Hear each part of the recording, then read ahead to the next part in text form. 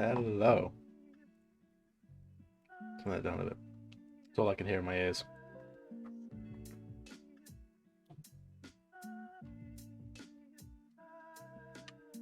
How is everyone doing tonight? Evening Goblin. So I'm fully expecting the beginning of this stream to fall apart because I've changed basically everything. Yeah. I would pick up the camera and show around, but there are new light bulbs in the room light. The ring light has moved. The camera has moved. Screens have moved. I have not moved. I'm the only thing that's still consistent throughout the shake-up. But hopefully that it makes me a little more visible. I seem to be drifting wherever I sit every time I sit down. So I fully expect that one day I'm going to sit down and all you're going to be able to see is like the slice of my shoulder.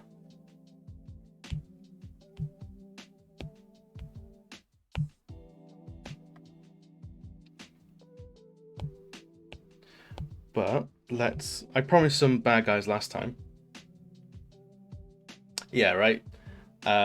I found out the ring light on my camera does virtually nothing, and the real workhorse is my ring light over this way. In spite of the fact that the camera has its own ring light, which is basically on full blast. So that was very much a learning experience and almost had me throwing everything out the window, as tech tends to do.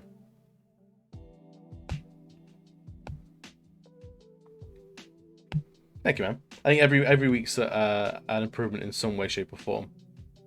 Like either figuring out a new widget to put on screen, or figuring out some more about lighting and learning more about that stuff. It's a hell of a lot to take in, but I think I'm getting through it. Crisp. So today we're drawing a necromancer, because I feel like last year was dominated by drawing a lot of heroes, and I haven't drawn much in the way of bad guys in a long time. So I want to do more evil dudes, and I don't know if I'm gonna make these like a series of these, but at the moment, like I at least want to do like 6, and basically base them all off the main stats of like D&D characters. So it'll be one based on strength, one based on dexterity, one based on constitution, charisma, intelligence, and wisdom.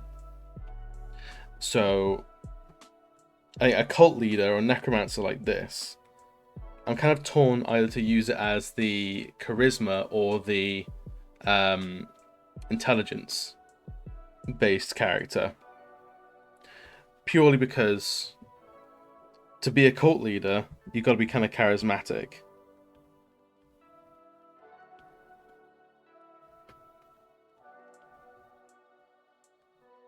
But to cast any sort of necromancy spells, that's usually intelligence and more learned wizard-based stuff. Unless you're going full warlock, charisma-based caster.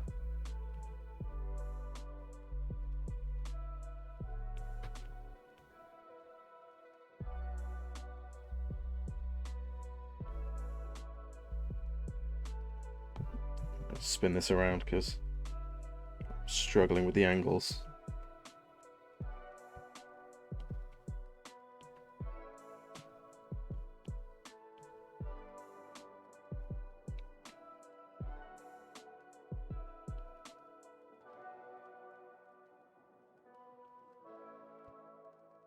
So I don't know if you guys have any thoughts on if this character should be more charisma based or intelligence based. Because I have definitely other bad guys in mind that could fit either of those. So like an intelligence alternative would be like a lich, someone that's granted themselves life through arcane means, or the charisma one would be like a evil politician or like corrupted king.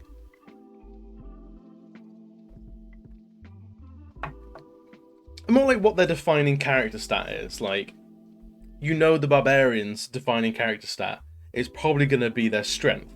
You know, the rogues' defining character stat is going to be their dexterity, intelligence for a wizard, things like that.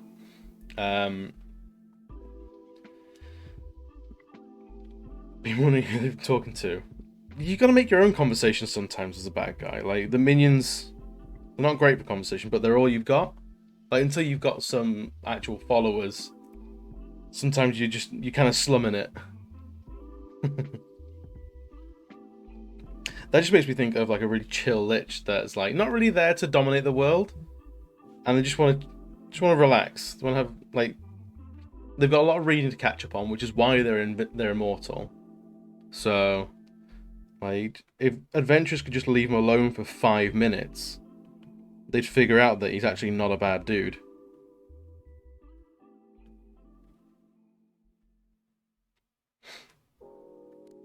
Yeah, you think it's like the druid or someone like that that's really into the isolation, but no, it's absolutely the lich.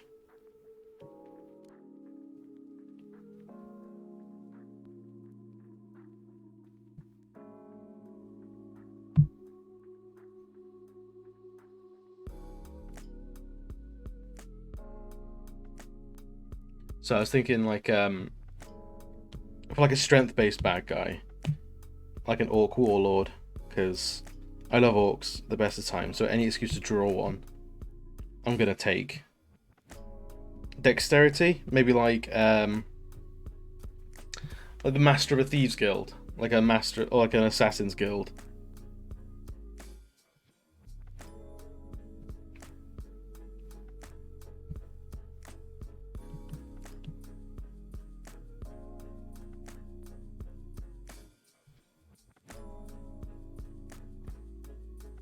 So I'm not quite feeling how that's gone down. I'll take it in more like that. Not sure.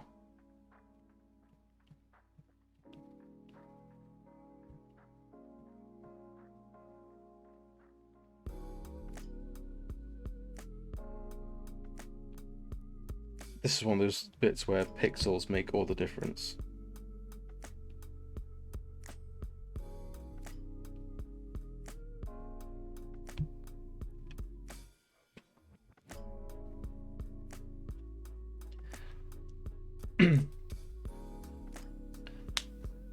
I was really struggling to think of like what a wisdom-based bad guy would be, because usually wisdom's like you can't really corrupt wisdom very well. Like charisma, you can use it to your own means. You can twist other people to your whims. It's pretty like um, alignment, like agnostic. Um, Strength as well. The strength to do whatever you want. Well, it depends what you want to do. Dexterity, again, morality sort of distinct, but wisdom. It's usually like is your druids, is your clerics, is your like people of God. Usually, like you're pretty archetypal good guys. And then someone on Twitter actually keyed me in like, wisdom's perfect for like evil Fae, because there's an entire side of the Feywild which is completely like nighttime evil. If you don't pay attention to all the like the minute rules, you're gonna be cursed to be a frog forever. Like borderline Alice in Wonderland, the Queen of Hearts court sort of stuff.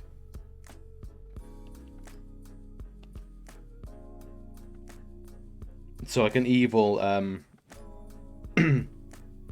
Fade Lord or Lady, I think it's like perfect for a wisdom-based bad guy.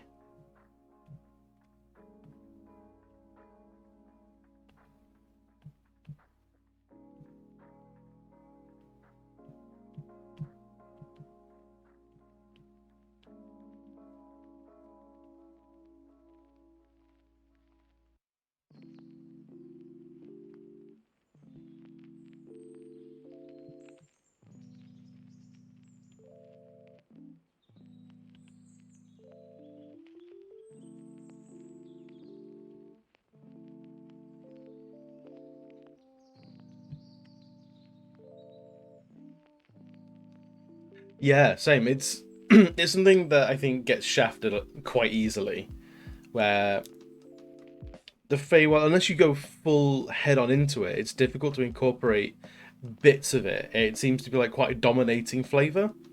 So like demons and stuff like that, you can have one demon pop up via like a summon ritual, and then once you've killed the demon, it's all done and dusted. But the Feywild is so pervasive in the very fabric of worlds that once you've introduced it, it's a permanent feature. You can't get rid of it as a DM. So you if you introduce it, you're committing a lot to the Feywild. I think a lot of people shy away from it for that sort of reason. It's like garlic. Like as soon as you're like in there, it's there for good.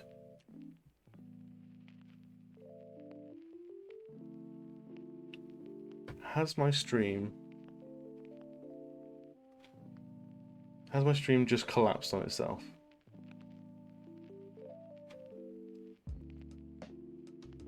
Let me know if it's still going,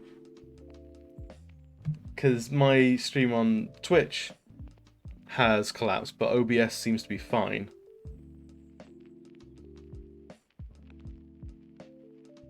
Let's see.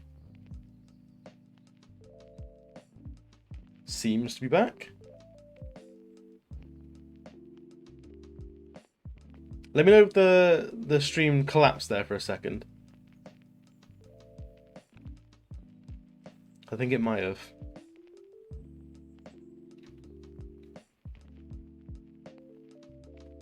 You might have missed my fantastic "the Feywild is garlic" analogy. Once you've added it, you can't get that back.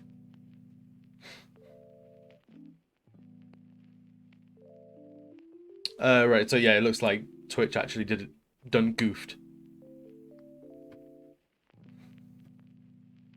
Yeah, OBS seemed to be absolutely fine, but the window of Twitch I have open seemed to be a little bit iffy.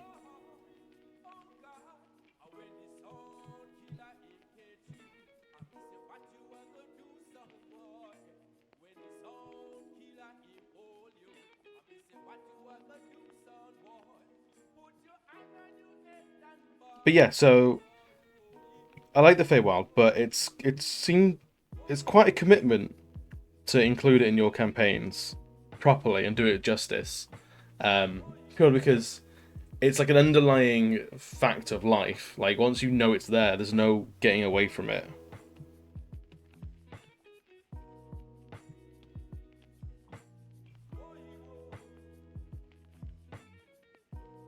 So I wonder if people do sort of shy away from it a little bit. Just go, yeah, druids can kind of do their thing, and it's woodland stuff. It's not necessarily Feywild, which is a shame because there is so much. I feel like there's a lot of like good and evil struggle that goes on in the Feywild that you don't see replicated anywhere else. Like in the heavens and hells, things like that. You don't see like the good guy can be in glittering gold and the most handsome thing in the world, whereas the bad guy can be this malformed mushroom creature spawned from nothing but decay and death. It could be a really interesting like turn.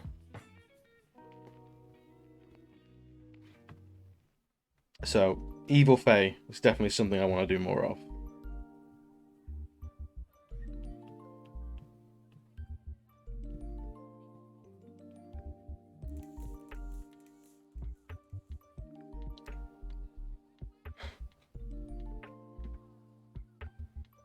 Totally justified, I feel. I think it is very underutilized. And it's that sort of like untapped potential it feels in a lot of things.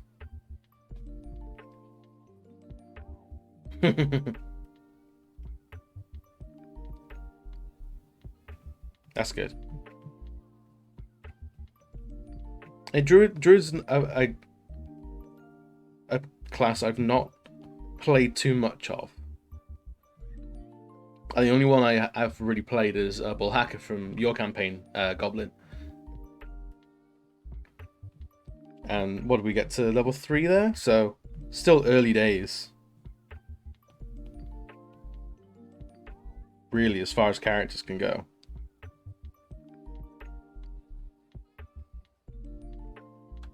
But I enjoyed being essentially a druid of death.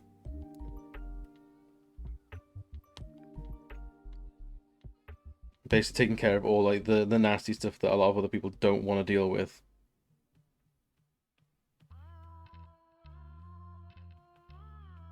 But like is inevitable. Like all creatures will deal with death.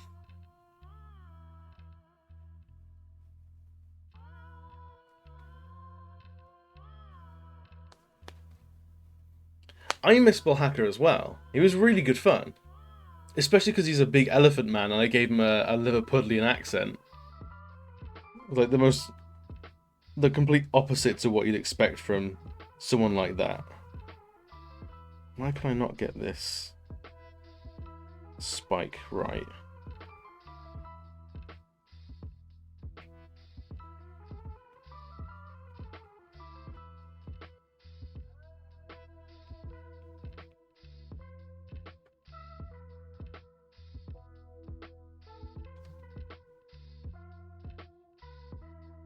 No, I'm not getting this right at all.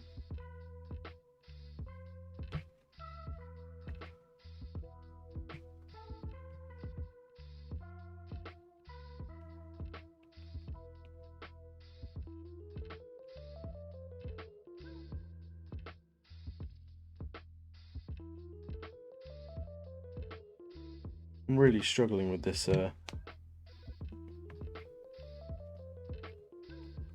spike here.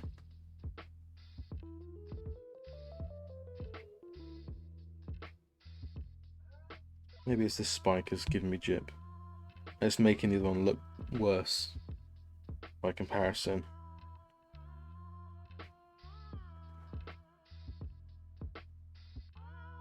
I don't know. It needs to be a little bit thinner, maybe.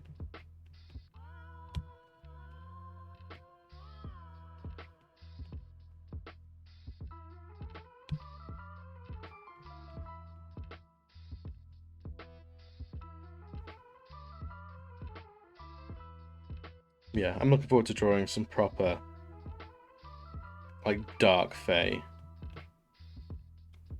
It's a chance to draw something like unapologetically gorgeous for gorgeous sake, because that's what the fae are like. But also it can lean into that sort of like creepy sort of like unerringly beautiful.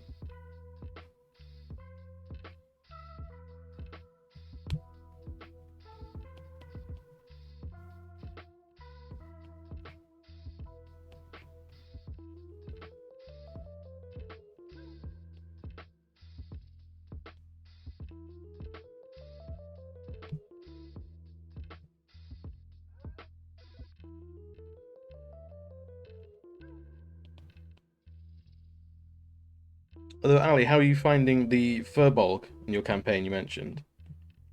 So I've never played one myself.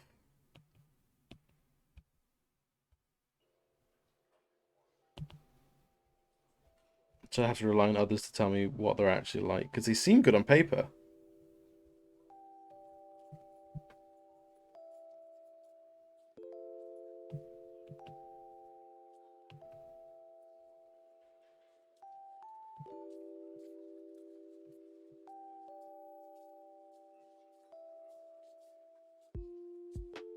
Some big like the softer man's like answer to the Goliath.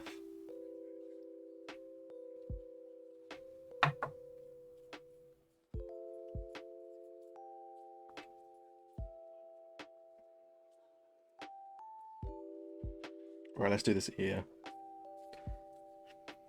I've given this necromancer a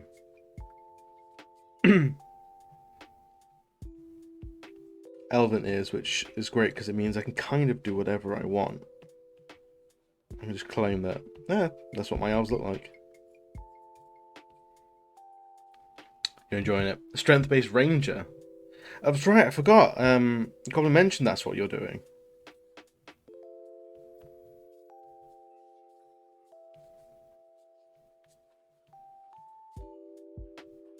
So you running around with oh,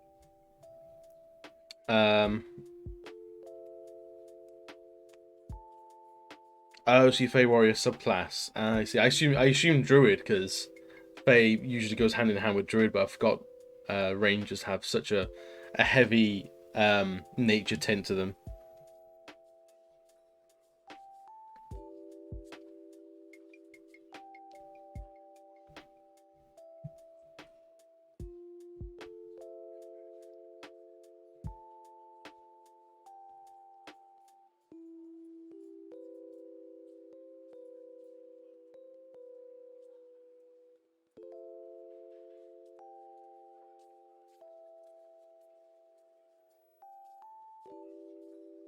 A collection of axes. Perfect.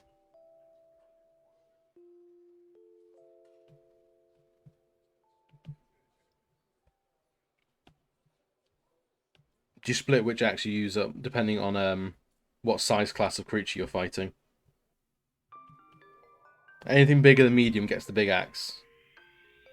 Anything smaller than medium gets a hand axe.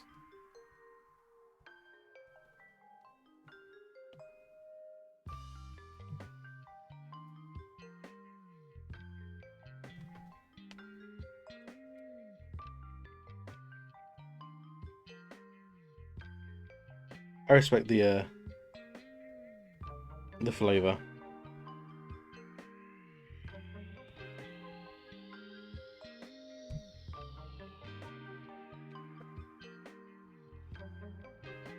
Oh, is that your fighting style doing that?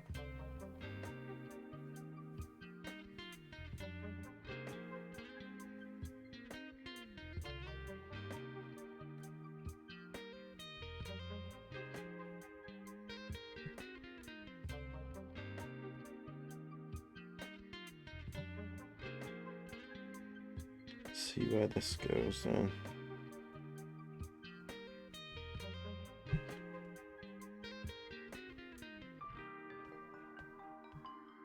I'm actually making this hood material way thicker than I might normally.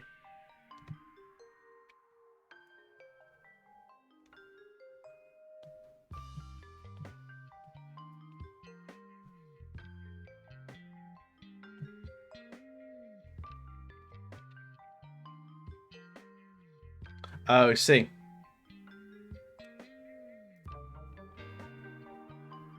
It's the ultimate woodcutter. Dryads beware.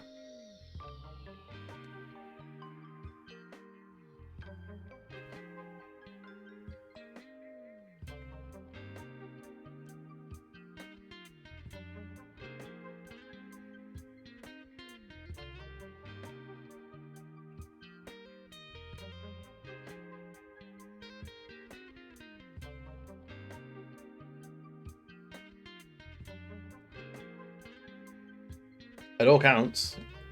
Like 3 or 4 damage in 5th edition, especially, is never irrelevant. Even when you're fighting something like a ancient dragon that's got like 200, 250 health, like if you're popping off an extra 2 or 3, like 3 or 4 damage every turn, and it's going to go on for 3 or 4 rounds, that's an extra 15 damage. That's a good chunk of health just to be able to chip away at. Assuming you hit, obviously.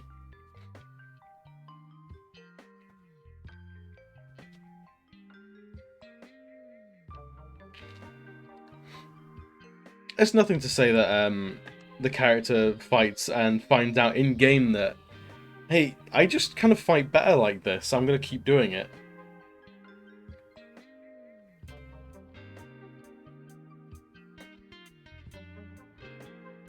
Yeah. Oh, absolutely. I would never begrudge anyone taking a dip in damage for RP reasons. I mean, take a look at any character that I've ever run. and you'll scarcely find something like really fine-tuned to do a lot of damage in there. Like, after making sure my main stat is good, my characters can go off the rails real fast.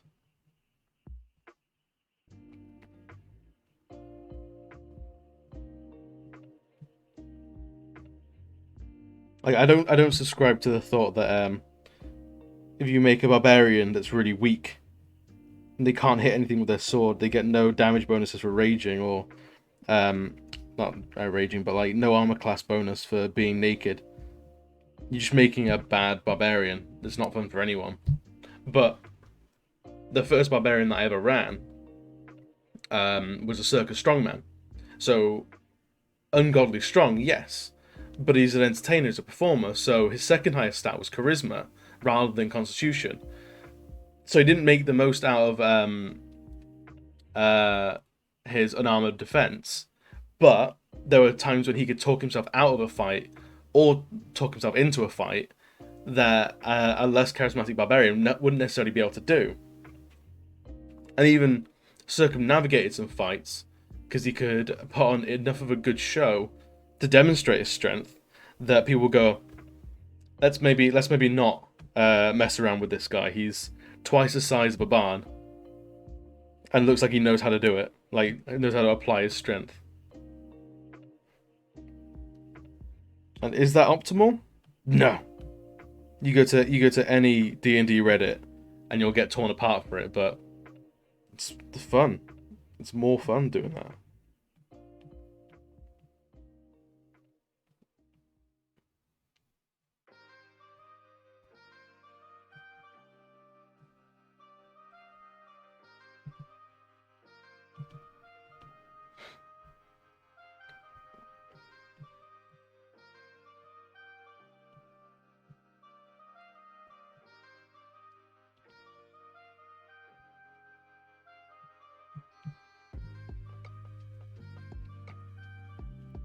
I think if I have one crux with with D&D characters that I keep falling on, it's high charisma. I really struggle to make a D&D character that has low charisma.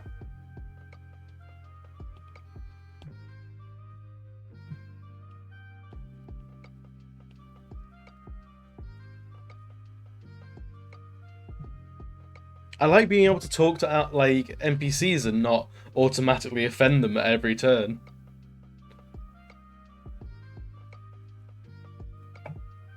Also, I like getting information out of NPCs as well. I feel like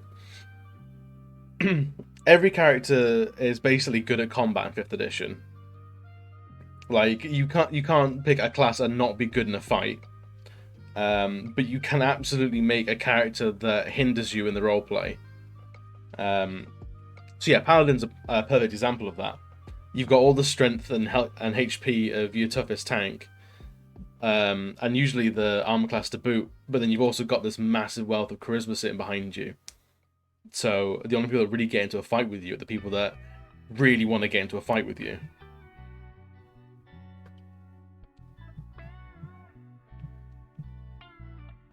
So yeah, I've played a few Paladins and I've enjoyed every single one of them.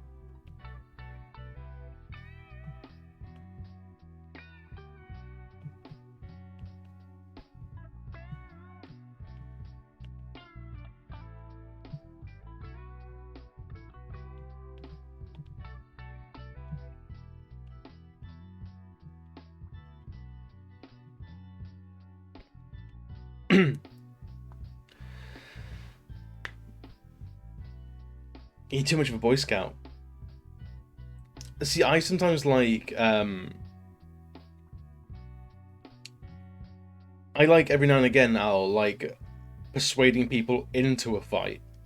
Like, it's something you've got to be careful with, like taking the temperature of the group. Like, if the group's kind of like, we don't really want any combat this session, we're looking to do more of like, we want to do a shopping episode, we want to just talk to this guy and get out of here, then let's just go. But if the party's like, I wanna this NPC, I wanna punch him in the face, but I've got no real reason to or excuse to do so, I like having that character that can rile another NPC up and get them to throw the first punch. It's a very like bullyish tactic to use, but it works for like D&D characters. Like, hey man, guards can't touch us. Like, he swung first. It's not our fault that he picked a like a paladin to take a swing at. He ended up smited across the wall like meat paste. So I like being able to do that every now and again. Again, it's very cathartic to be able to get in an NPC's head and go, I think you're a bellend, and I wanna exact some frustrations on this NPC, but it's not necessarily a combat encounter yet.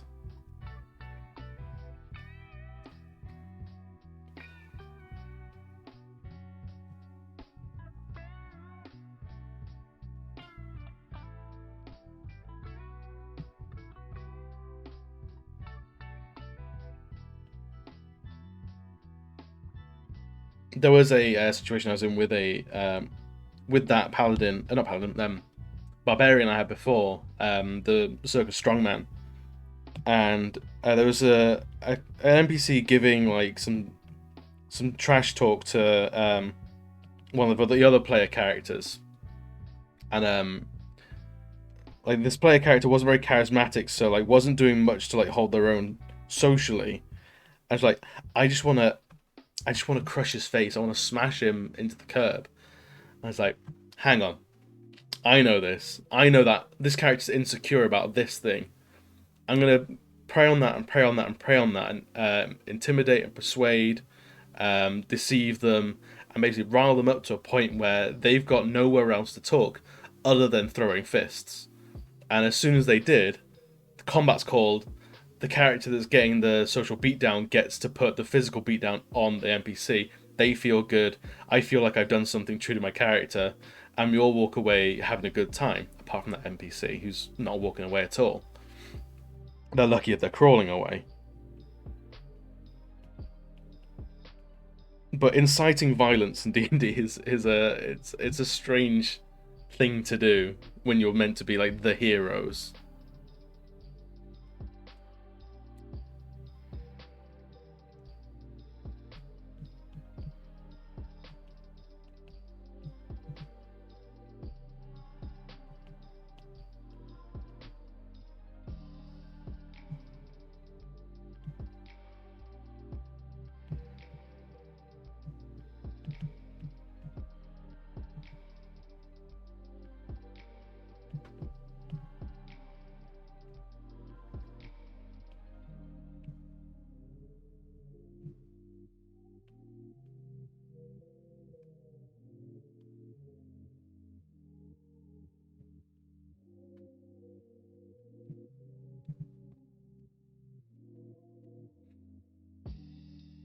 No, so I've just been talking about how it's sometimes a good idea to incite violence as a player character.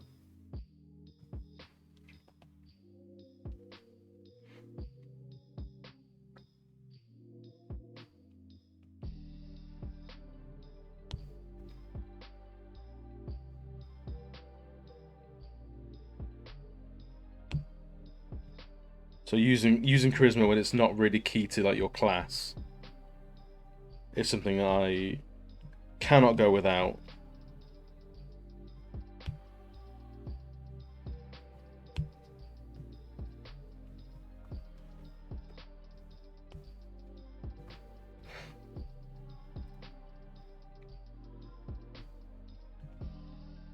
Also, I'm a gobby little shit, so something that legitimizes all the shit I talk around the table in game helps immeasurably because I'm no longer talking shit and being disruptive.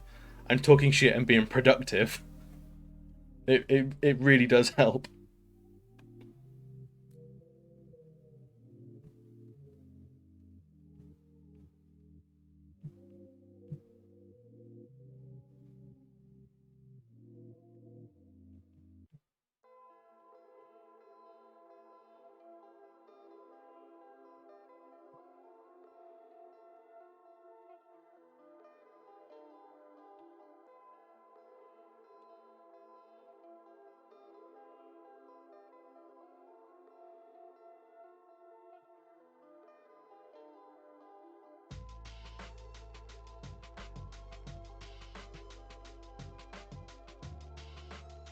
I don't know what I want to play next.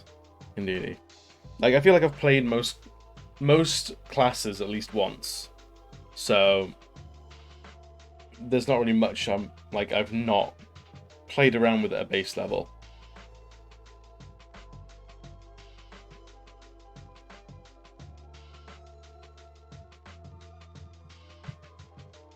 So I guess it's what weird shit do I want to make?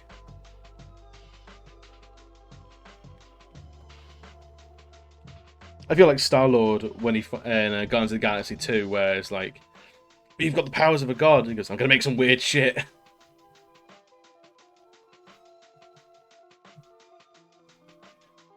Gonna make a goblin that's just interested in writing romance novels.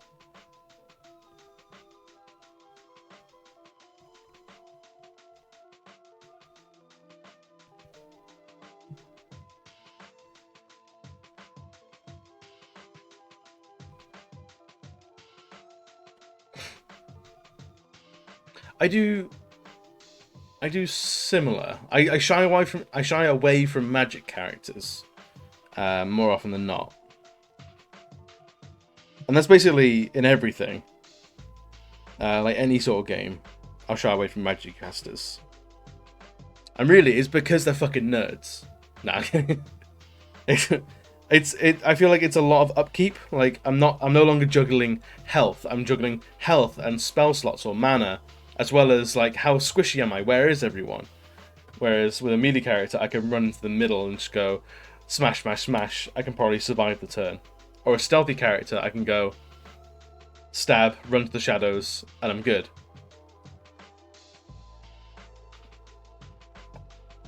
With magic characters, you're spinning more plates in a weird way.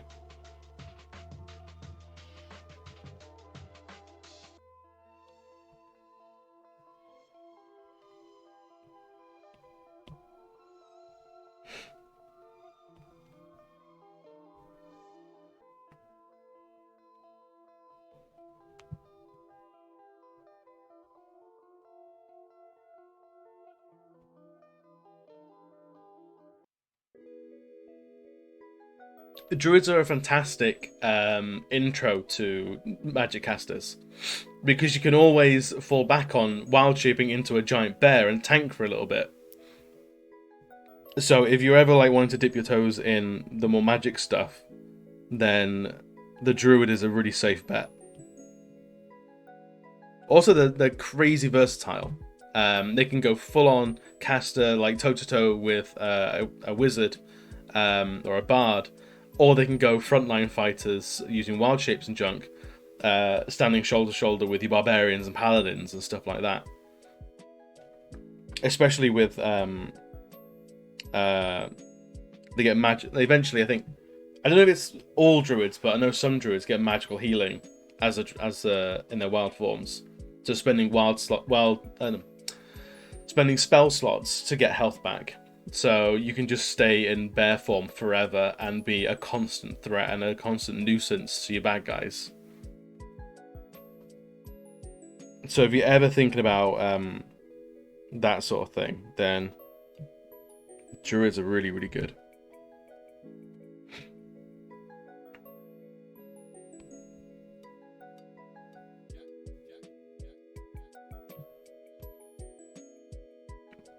Let me know what you think of the music, by the way. This is a new artist I found out about like 10 minutes before coming on stream. I thought it'll be somewhat a little bit different than the Harris Keller stuff that I usually use. I feel like in some ways the stream is still trying to find its sort of personality outside of just me. Because I like the neon colors around everything, and the new retrowave stuff goes hand in hand with neon. But also it sort of hypes you up a lot, and we're just drawing. We're just having a good time. We're not speeding down the motorway.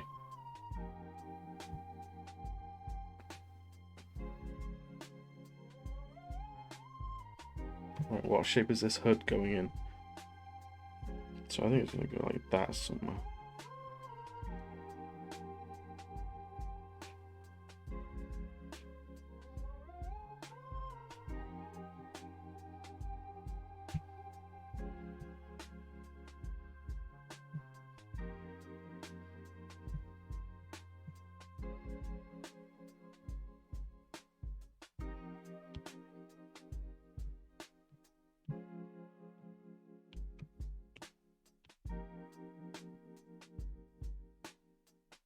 Yeah, I was thinking like, do I want to have like, because I draw a lot of like fantasy stuff. Do I want to give a go at like just having like dungeon soundscape stuff,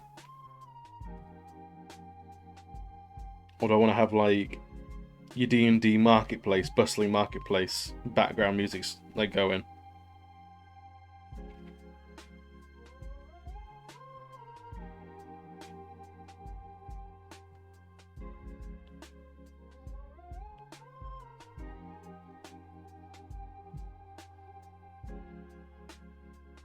It's gonna be a bit thicker.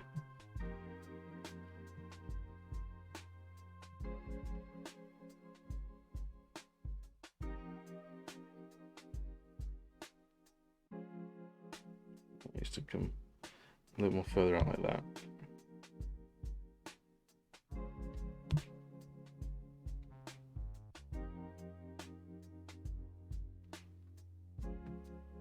And then... Cool. I think I'll stick with them. So this is, for anyone's reference, Nerd Odyssey. So it's all copyright-free stuff.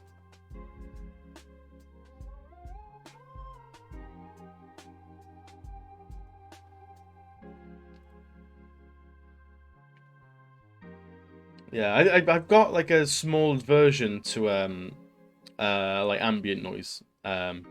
Like specific soundscapes are great, but sometimes if it's just like a generic sort of fancy background thing, like as a DM, it became quite like troublesome.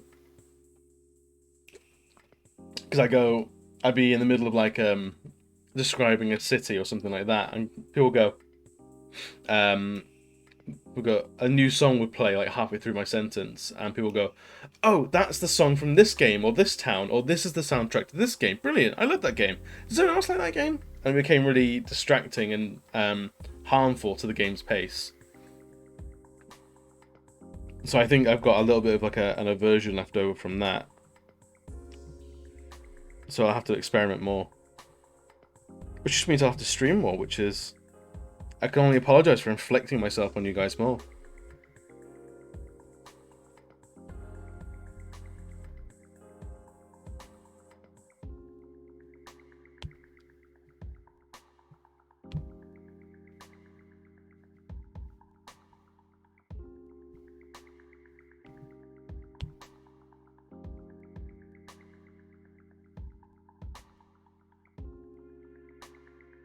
Yeah, it was a real shame having that stuff happen, um, and I would do it as well. Um, like a song would start, and I'd recognize it as like, oh, this is like a version of Dovahkiin. This is Skyrim's music, and I'll all of a sudden lose my train of thought and be like, oh, I'm thinking about Skyrim now. Sorry, I should be thinking about whatever the hell I'm doing in this like game right now that isn't Skyrim.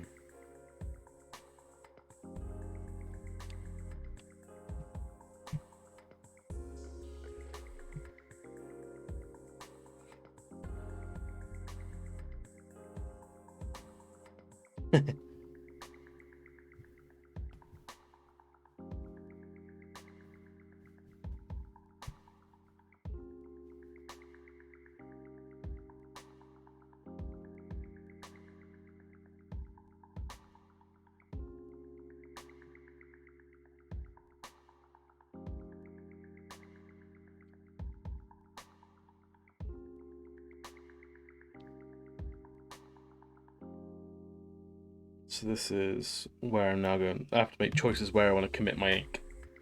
What I want to do next. I suppose I've got the rest of this. The inside of this cloak to do, like your neckline.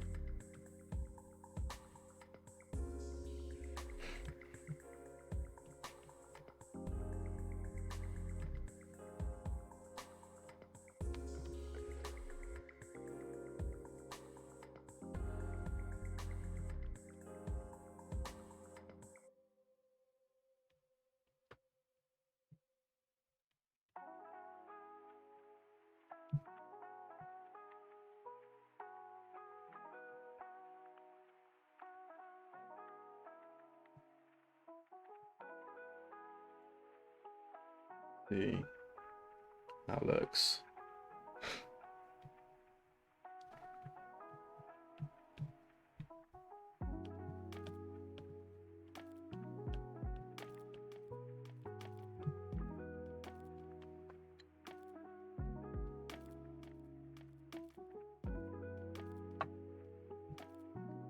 So what have I been up to? What else have I been up to this week? Actually, you'd be pleased to hear this, or at least be a little bit interested, I imagine. I finished the first run through of Dark Souls 2, like full ending credits and everything. So I'm now on to playthrough 2 of the Platinum run, and I'm really enjoying that, like, sort of rebound area of starting New Game Plus in a Demon Souls game, where you've been steadily climbing in power level throughout the entire game, and you've got like the first boss. Oh, let me hear.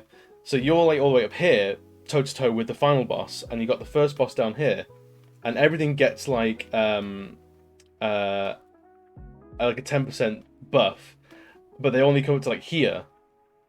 So you're still trouncing the first couple of bosses, and you get like a little bit of revenge. Like, if you struggled first time round, you come back round, you've got so much health, you do so much damage, and they're only a percentage harder.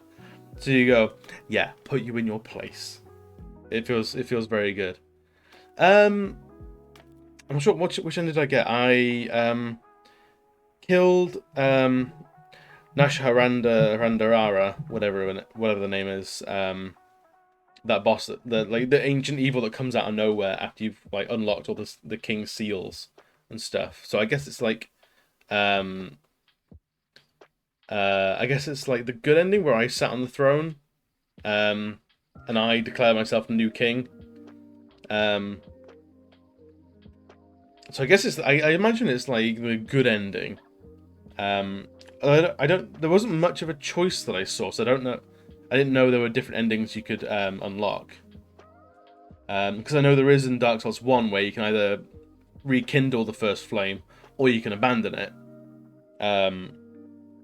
And so what are the other endings for Dark Souls 2? Because I sat on the throne. I assume there's a version where you can not sit on the throne, you walk away from it?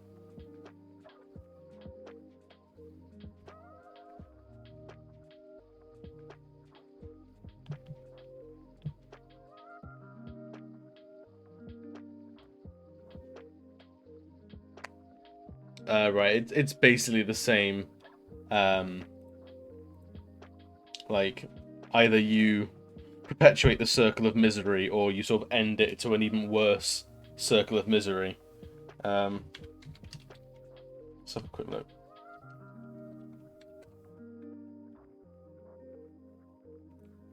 There are two endings.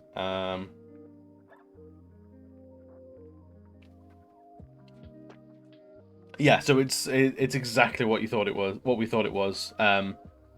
You either proceed to the throne, take the throne, and you now rule the land, or you abandon the throne and to the boss fog at the entrance. Then the bearer of the curse rejects the throne and bitterly walks away, seeming to think of another curse. Fair enough.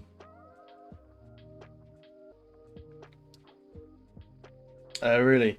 And it's all just shades of miserable, I imagine, because of those games. Or is one of them like really hard to get to, but it's genuinely a really nice ending where everyone lives and all the curses are lifted and everyone lives happily ever after.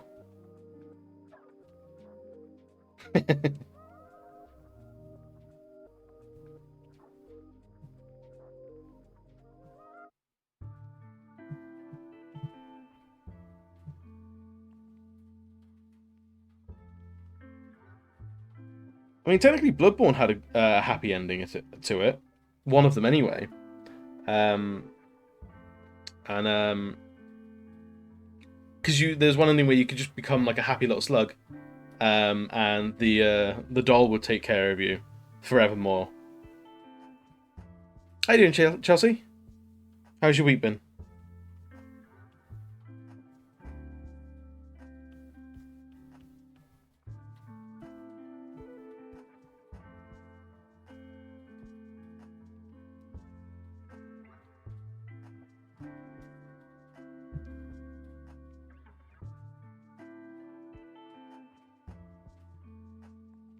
It's been busy.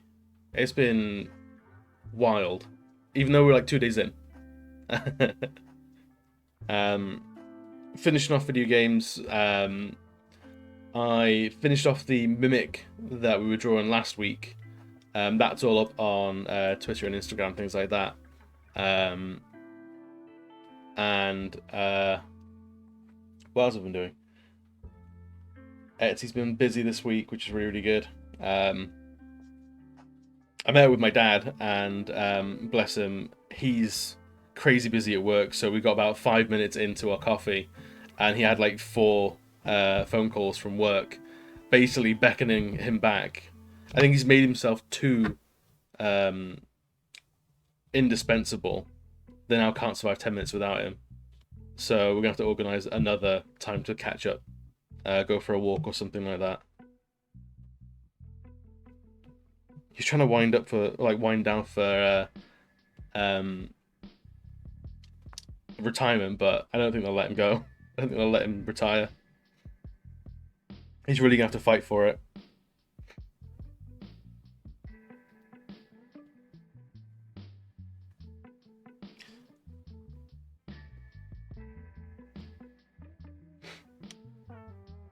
Where do I want to go next with this? I think down here. Bring that down. Have that curl up a little bit.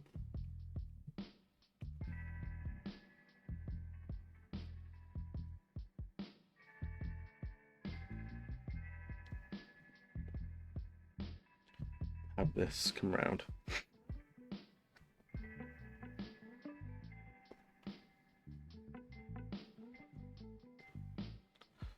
So I'm getting to the point now where on Dark Souls 2, the second and the third half of the playthrough won't take as long. So I'm thinking of what I want to do next, what I want to play next.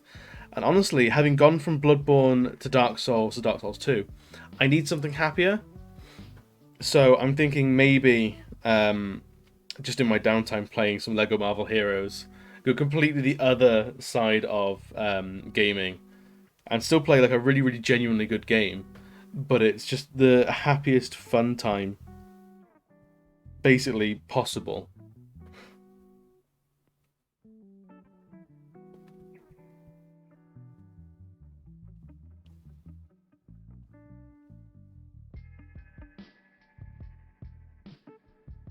Because those games are fantastic.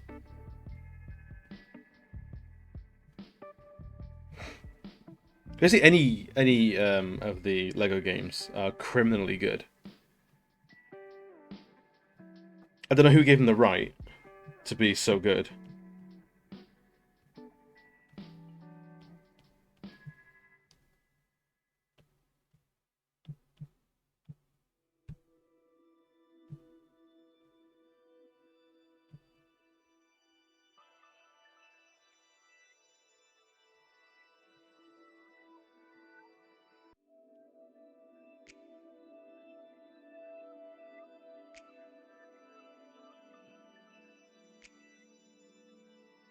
I'm also fighting the urge to stream Breath of the Wild like every day of the week. Because I think I'm now really into that. Like really, really into that game.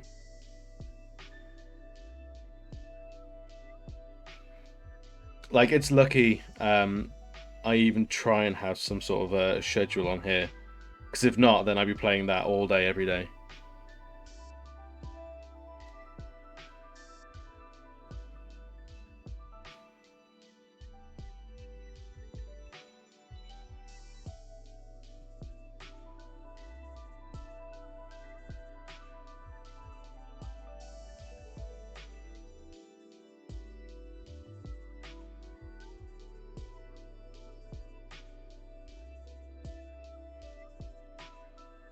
So that looks like trash. I'm not happy with that at all.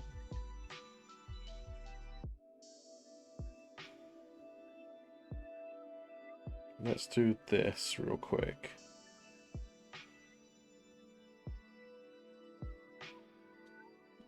So that I can actually now follow as a guide.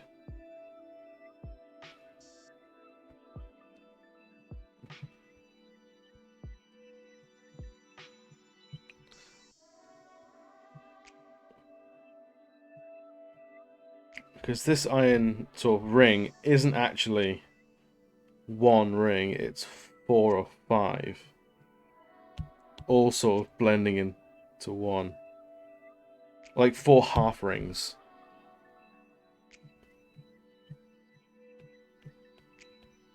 Because you have the outline, and then you have like the edges on the inside from where it's been forged around a I don't know what you call it, like a ring sort of sizer.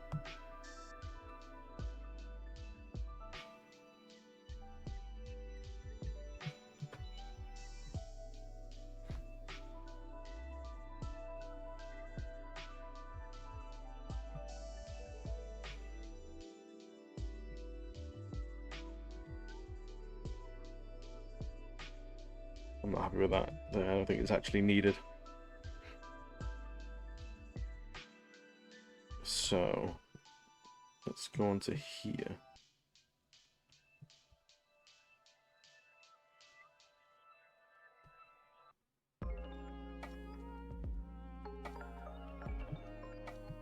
It's just dotting these lines to help give the fabric a little bit of actual depth to them.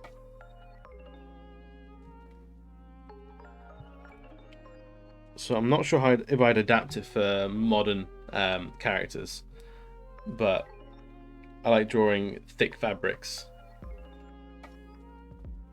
I find it really satisfying. So just drawing all these like little edges, these dotted lines, even before we get to like shadows or anything like that.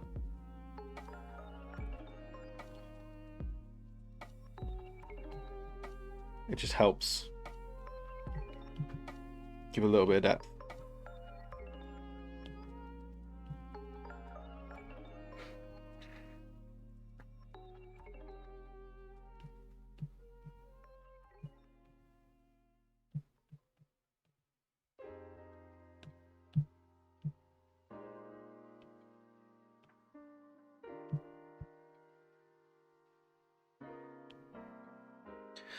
I think, remember how arms even look. Yeah, I think this is alright.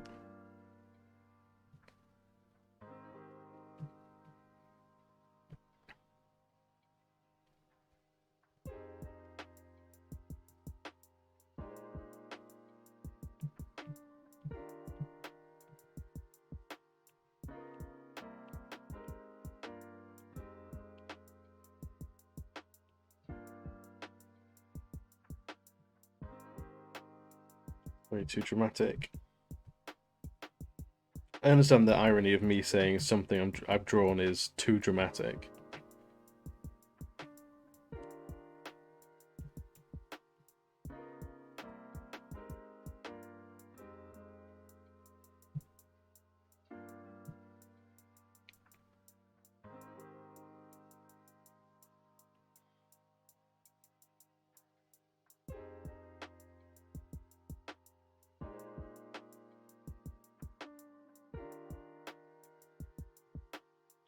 So what I'm really trying to push for this character is more decoration. I want to be able to say this character is well decorated, because she's meant to be leading a cult of some sort, so it needs so many little trinkets, little pieces that make her stand out from like the rank and file, hooded robes.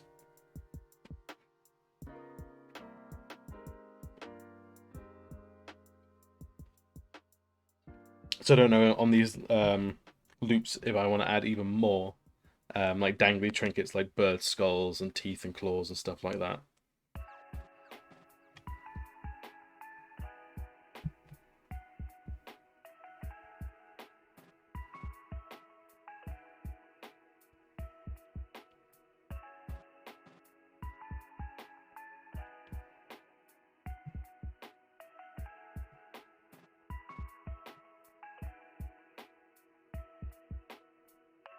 Give it a Madonna-style cone boobs. That's not my intention.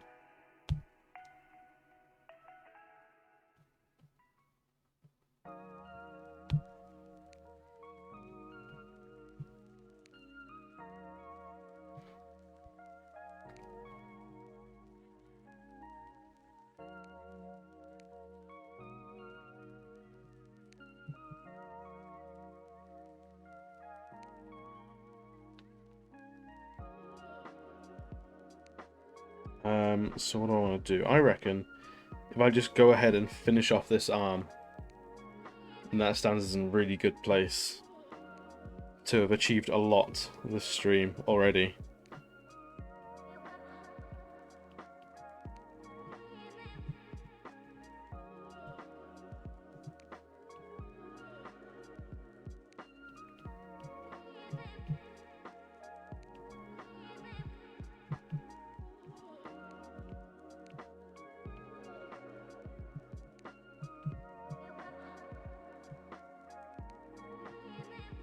I've really gone overboard with the design on this these gloves as well.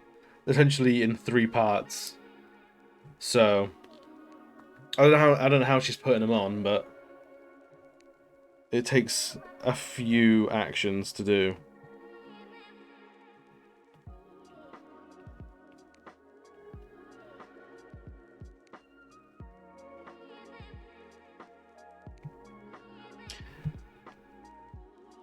Maybe they need to be in such small pieces as to protect her from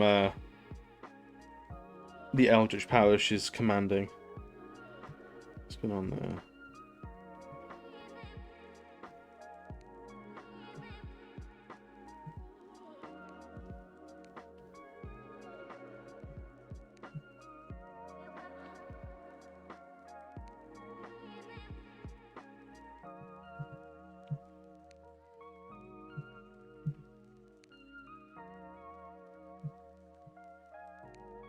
I always like looking out in characters that I see out in media and stuff like that. If you can see like how costumes are meant to have been put on, or like how they were made, so like stitch lines and like this goes on like anything like with buckles and things like that. Like if there's a leather strap around someone like a character's arm, and there's no way that they could feasibly get it on or off, I'm like suspicious.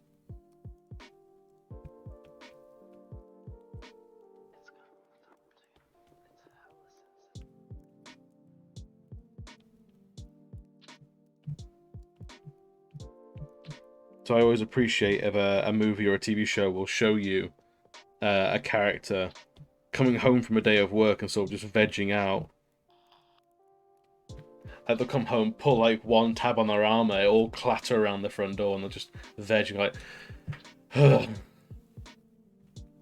at the day's adventuring.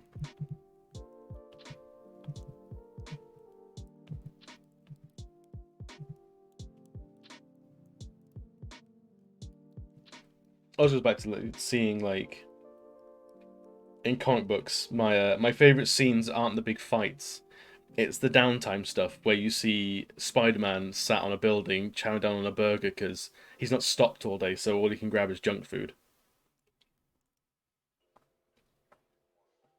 Or when you find out what Tony Stark's like mobile alert is because he's just hounded by his phone all the time.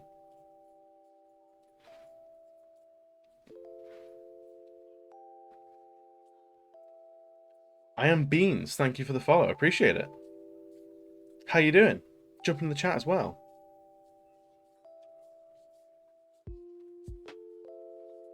Yeah, I see you. I appreciate you. See, you followed, you put in the chat. You have to tell us how your week's going now. That like them's the rules.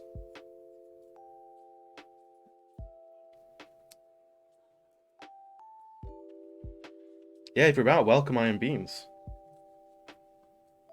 Let's make them feel welcome. See, and that's how I trap new viewers. I make them feel guilty. Like, hey, we put effort in now. We're friends. Very stressful. But just life in general.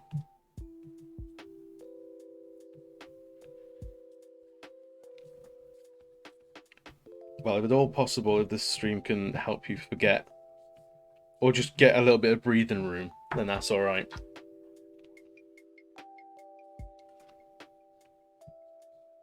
Because we're just drawing bad guys here. There's only mild levels of threat going on.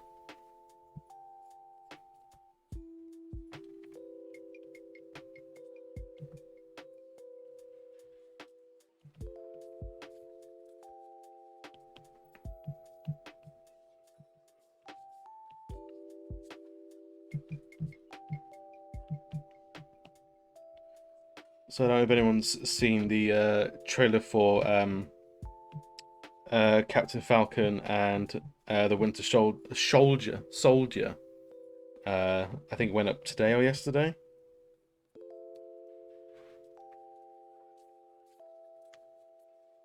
Really? I see nothing but Procreate users. It's all it's either Procreate or was it Clip Art or Clip Paint? Something like that. I can't remember the name because names I do not do well with names. I am terrible. I will admit. But I like it, man. Like I follow a lot of tattoo artists because I have a mighty need for more tattoos. And I found basically if you're a tattoo artist these days and under maybe like 35, chances are most of their work is done in Procreate nowadays.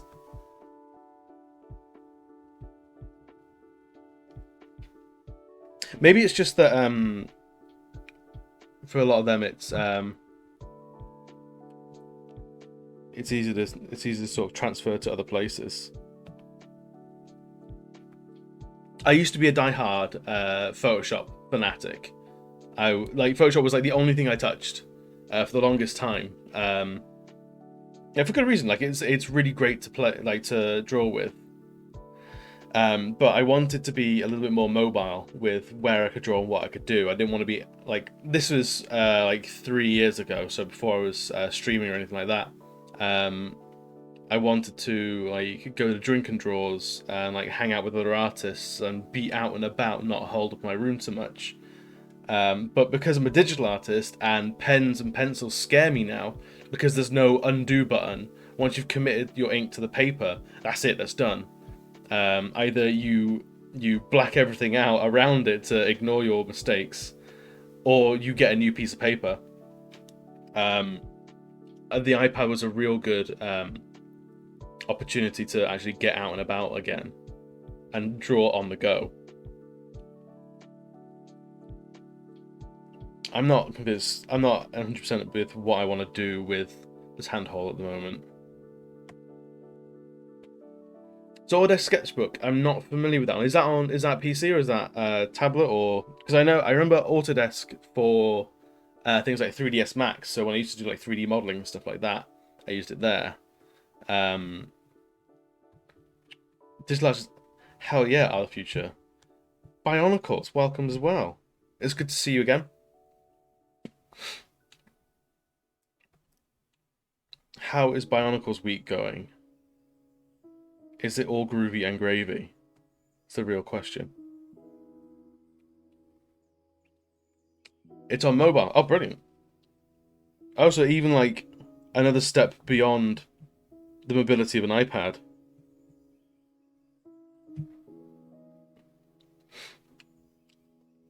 Digital artists will only properly arrive once they stop getting asked, like, "Hey, is this on a computer or like actual art?" Because I know what those people mean, but it also kind of sounds like you're saying you're not drawing properly.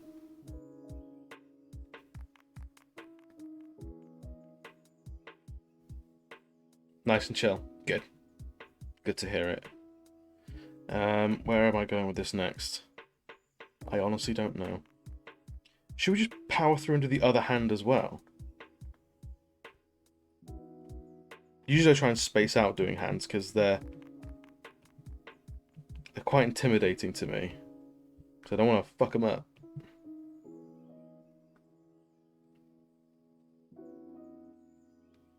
So my computer went kind of offline for a while because I was gaming a lot on my PlayStation. Got a Switch. A lot of my friends were gaming on console as well. That's where like all my gaming went. My artwork went to the iPad. It all went further and further away from the PC.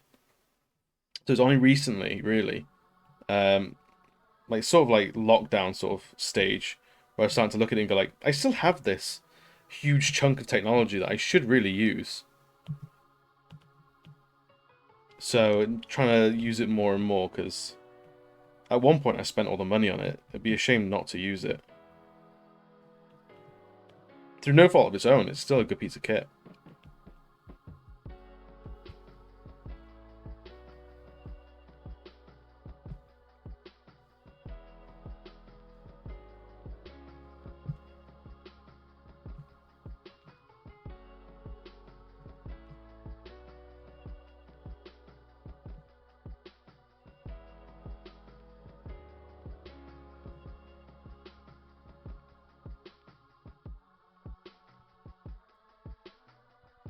So Beans, you're an artist as well. I'm gonna have a cheeky peek.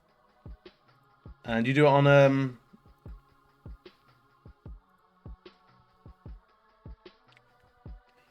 so do you stream at all?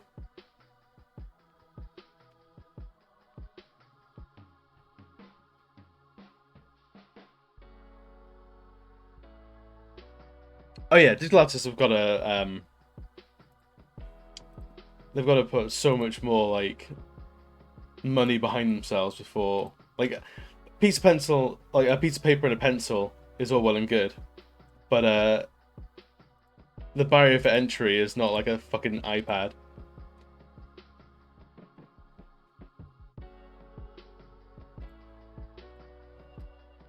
You'd be surprised. I've admittedly gone all in with it, but I know some artists. As long as you can capture your desktop, you're good to go.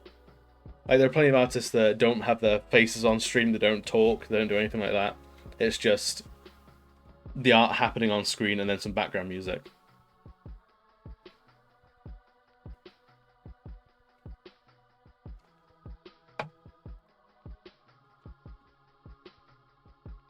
Like I've only been doing it for like just a month or so. Not long at all.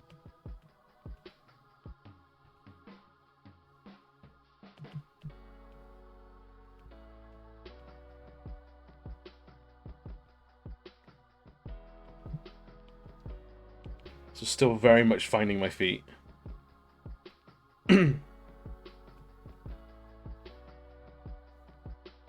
It's mostly driven by like a substitute to conventions.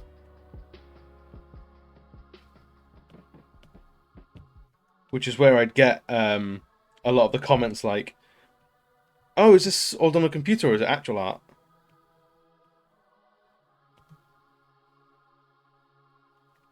I don't know, but it's something I've been looking at potentially getting. The thing is, I don't like. I'd like to have a Discord server, but I also don't want to have like an empty Discord server. So it's a bit of an interesting one at the moment. Um, on my channel, I've got all my like Twitter account, and Instagram, things like that, which is where I'm most active online outside of streaming.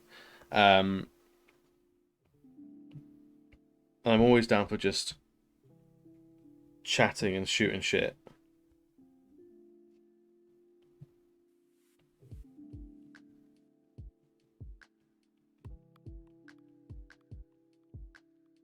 It's a difficult one, like knowing, like selling yourself as an artist online. Like, where do you want to be? Where do you want to be active.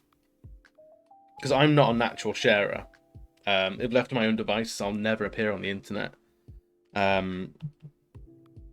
So things like Instagram and Twitter are very much like I have to put the effort in to be there. Otherwise, I'll just let it slide. And that ain't no good for no one.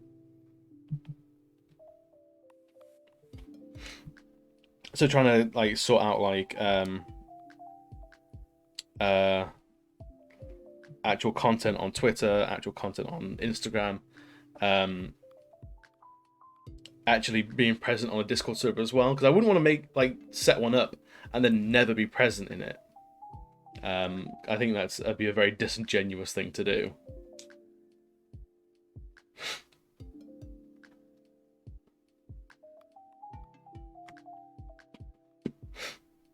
But I don't know, like I've been thinking about maybe a Patreon, things like that. Do more commissions and stuff. What am I doing here? I am floundering a little.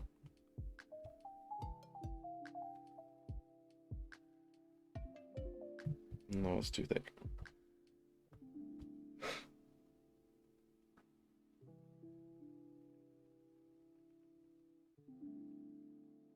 Even to the extent where a buddy of mine suggested TikTok recently. I was like, that's a good idea. There's definitely something I get out of it. But do I have the time? Do I have like the energy for another media platform? Maybe once I figure out Twitch. One thing at a time for me, I think. I'm an old man.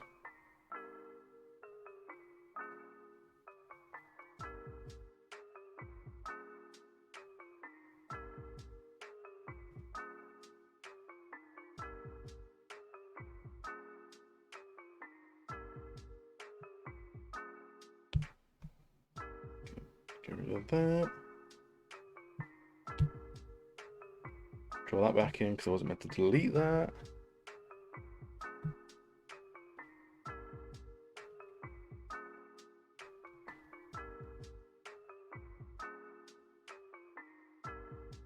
And then come around here, put that.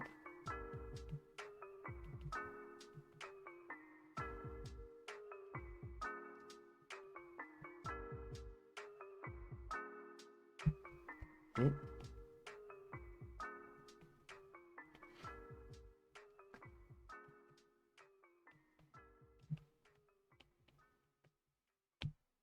I think I need to have a smaller eraser.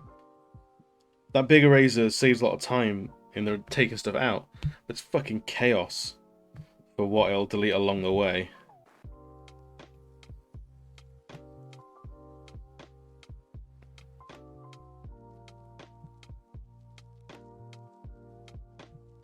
Too much.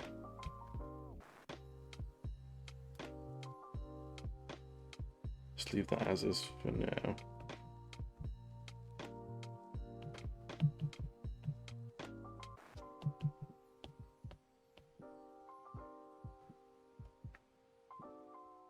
Now, a Discord server is definitely something I'd like to do because I'd like to build more of a community. I even did a while ago like a smash grab sort of claim of territory for explosive barrel subreddit. But then I immediately hid it because I didn't want to have a subreddit and just me on there. I thought it might be a little bit too much cringe.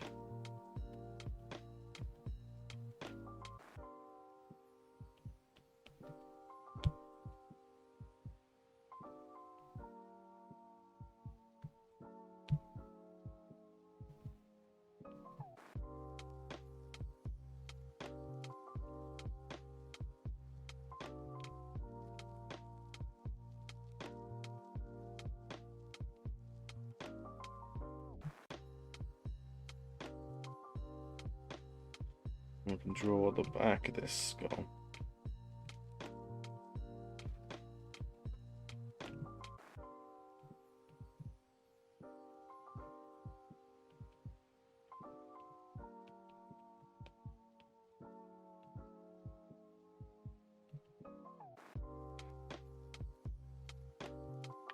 Man, you missed so much. There was fireworks, and I drew some stuff real bad, and then I Control Z because I'm a little coward with my brushstrokes. It was a good time.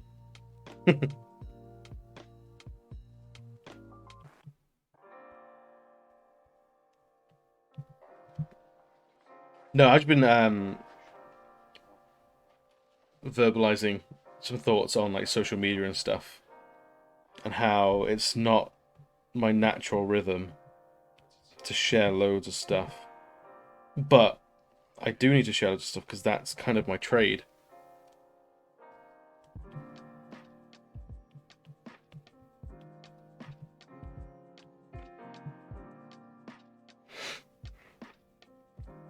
Dragon the Ball raiding me.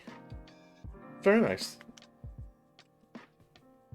Oh, I love Dragon the Ball. Dragon is a super cool chap. Or lady, I'm not sure actually. Welcome anyone that's come over from Dragon the Ball.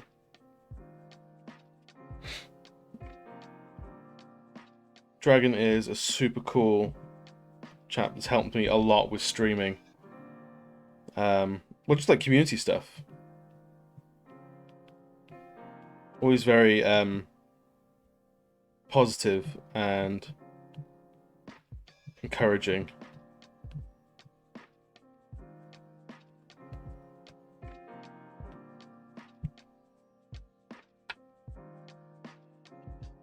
How's it going, my dude?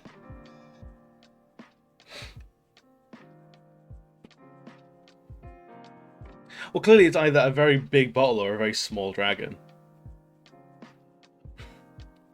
Or is it, like, part stuck in? You know, like, you've ever seen cats in, like, Pringles tubes? So it's just like the dragon head stuck in the bottle.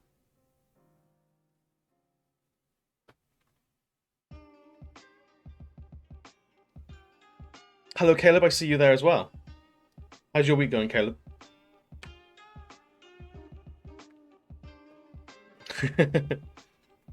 Dragon, how's your week going as well? I haven't asked yet.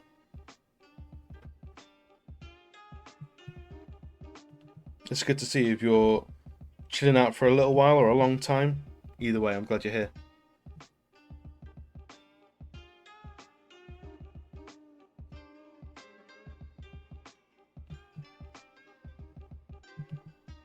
I feel like a Dragon in the Bottle is absolutely like top tier Wizards like library level loot. Like smash it on the ground and you get like 1d3 turns worth of like a dragon helping you out in a fight. I'd give that to my players in a heartbeat.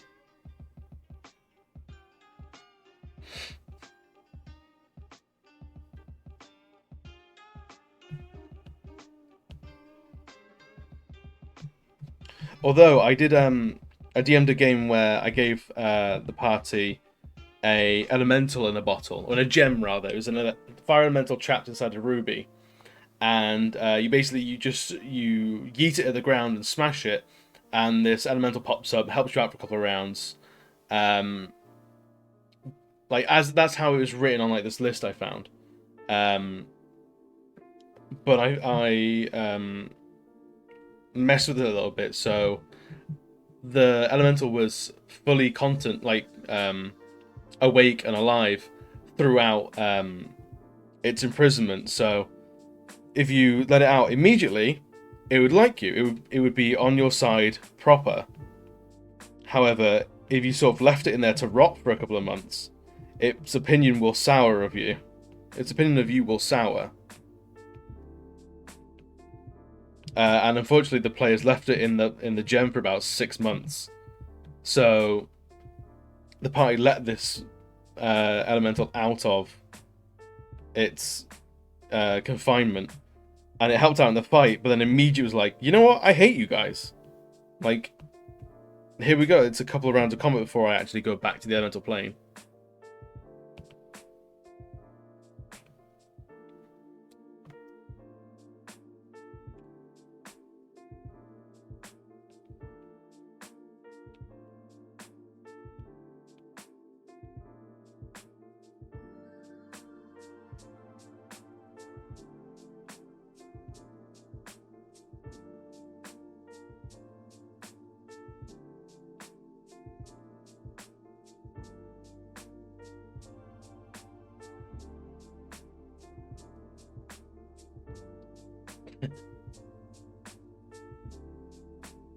It's a tiny little dragon, pocket-sized.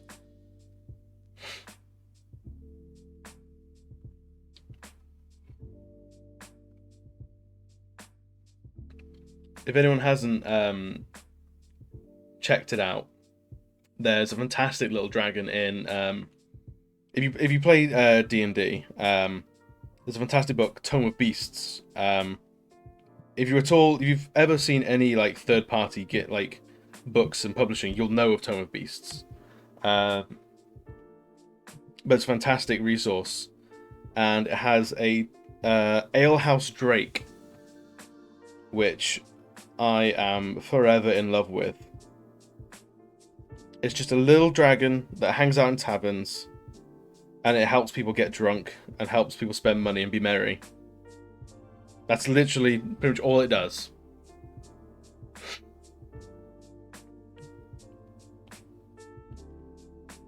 And I'll never not try and get one in a game.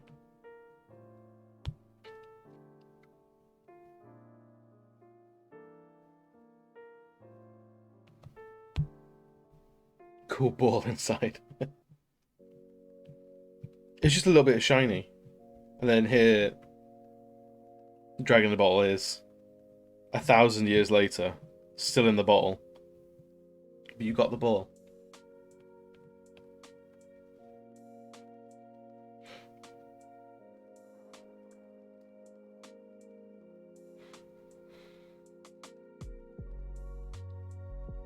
You actually use the alehouse drake.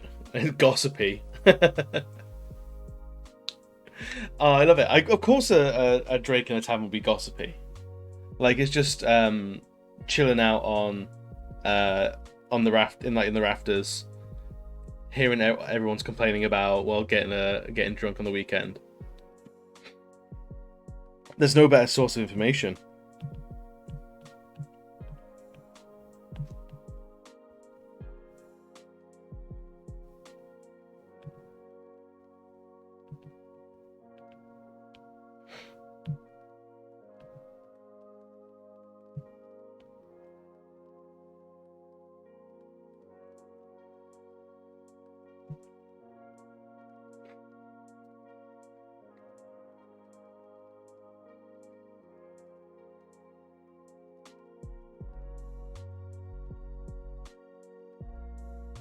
Or is the bottle like a Pokeball and it's bigger on the inside?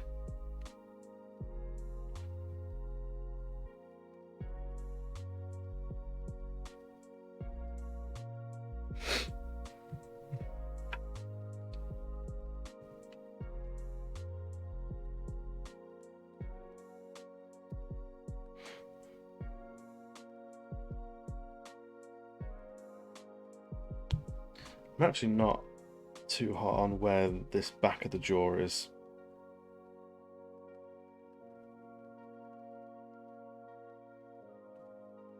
I think it needs to go further around a little bit.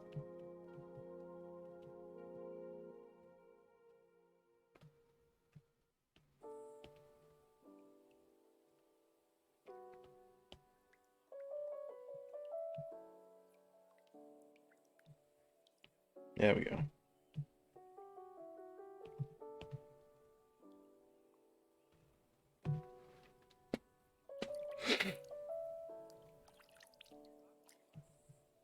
Can it be filthy boy? I know you know what would happen. I know you've tried it.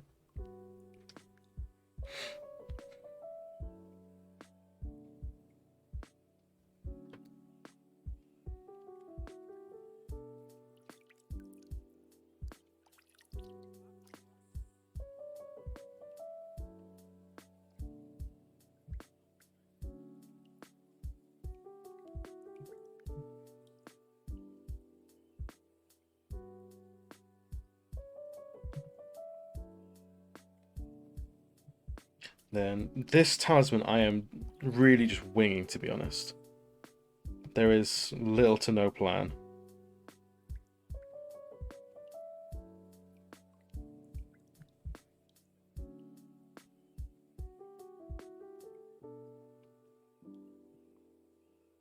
Seems to be going alright so far.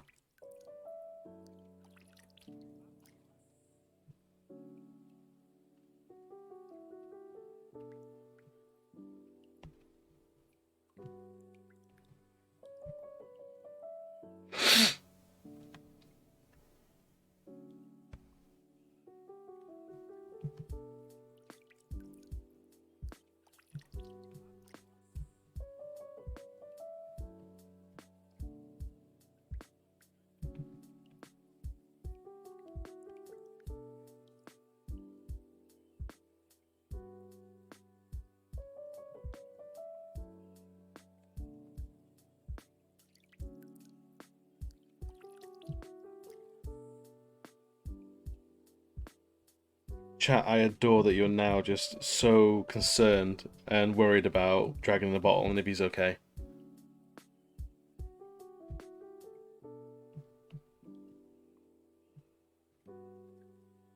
It's important to care for your local dragons. Because without them, your crops would fail, obviously.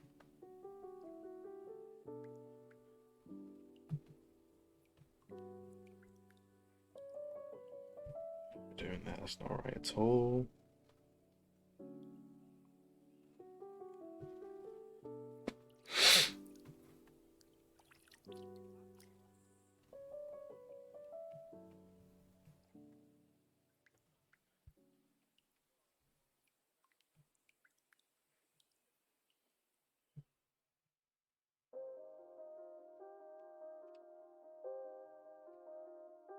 So if you use cam Dragon Bottle, is this like a massive fisheye lens, or you point the camera down the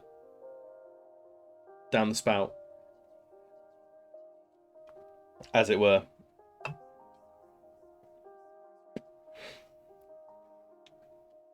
I feel like that's like the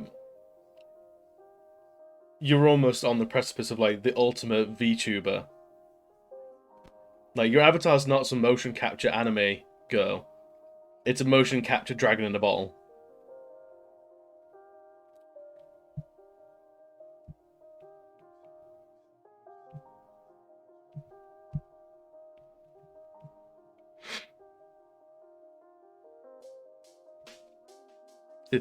If you want to try it, I am all for trying to like help you like tech that out. It'd be great.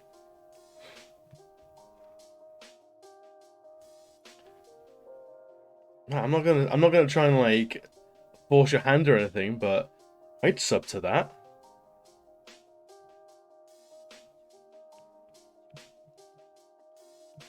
Twitch's first genuine dragon in a bottle.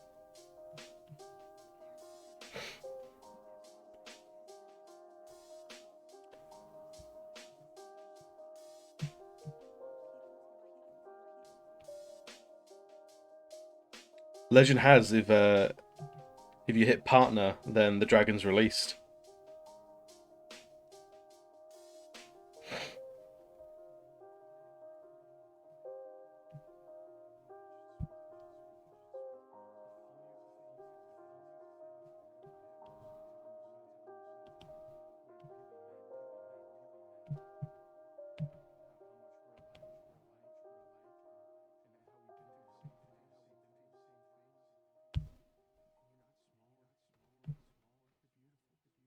You've already started. You're already a dragon. You're in a bottle. Like the premise is there. Like this show writes itself.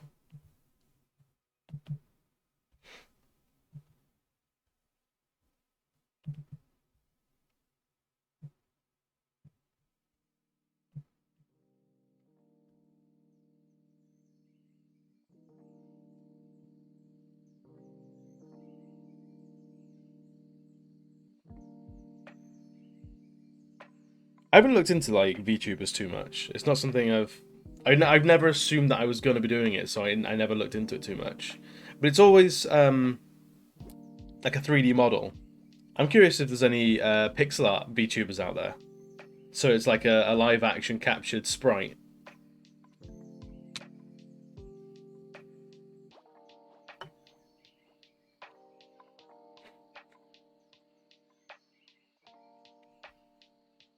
I'd love to see like a proper like NES style sprite streaming. Like it basically looks like Doom Guy on the health bar, like the guy from Wolfenstein, BJ Blazkowicz.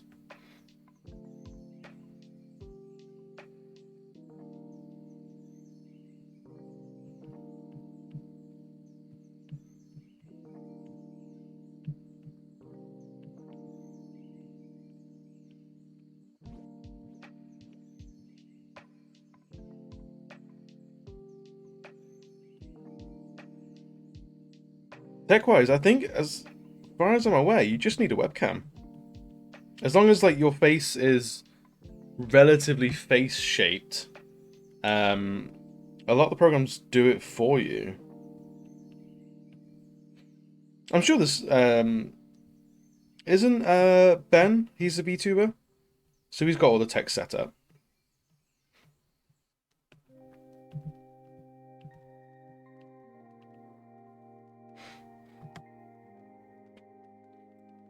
Yeah, it's basically just face tracking, like Snapchat or like any sort of I think Facebook chat does it now. Like loads of different chat apps just do face tracking, and loads of like morph house like type stuff. I can't imagine it's difficult to it's too difficult to set up. I'm not saying like it's the easiest thing in the world. Otherwise, everyone would do it.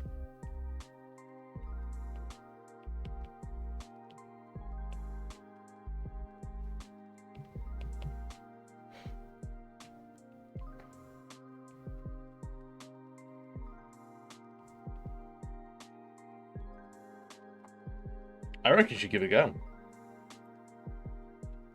Be the dragon we all know you can be. Trapped in that bottle.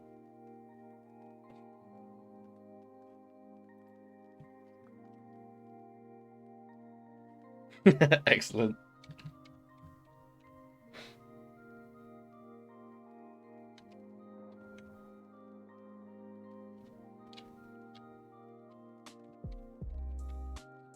I might be looking a little bit up as well.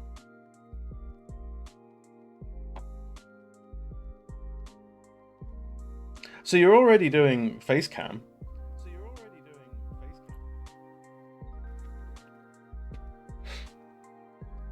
So you're basically halfway there.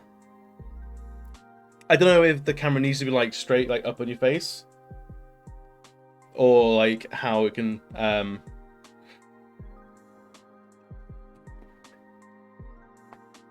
yeah, VR is another way to do it. If you look up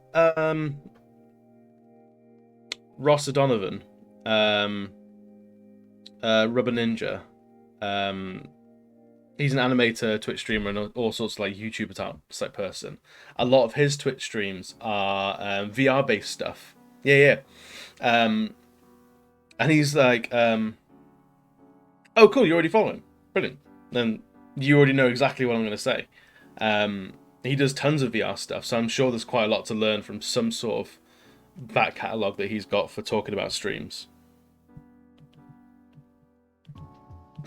Also, he seems like the kind of sweetheart that if you just like reach out to him on Twitter and go, "Hey, I want to learn a thing," he'll go, "I got 5 minutes."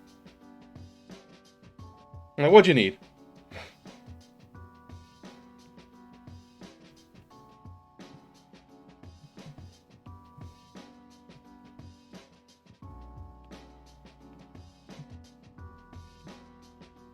Just do it, man. Just tweet him. Just at Rubber Ninja, like, "Hey, I want to learn a thing."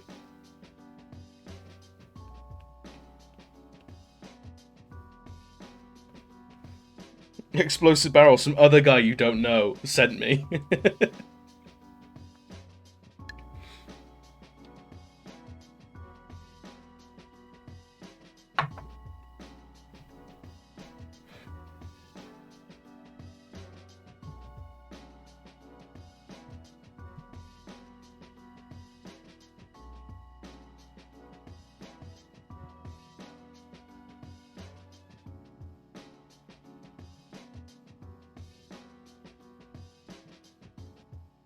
I can see like literally no downsides from doing that.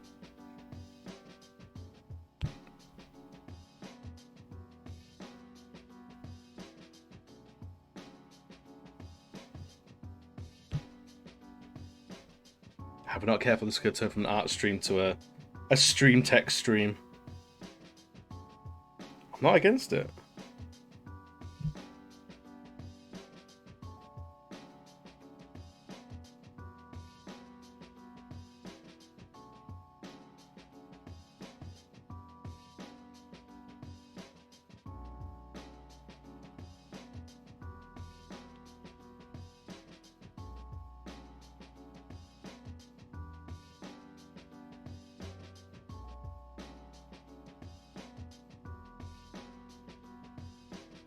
Dude, if you can pull it off, then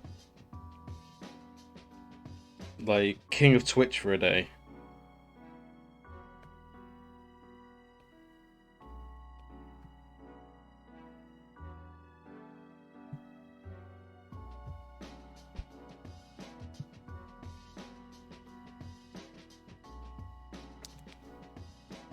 King of Twitch for a day. If you can pull it off.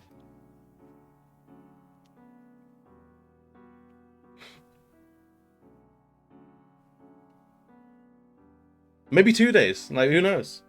It might even like a proper VTuber arms race where people get way more ambitious than just an anime girl. I believe in you.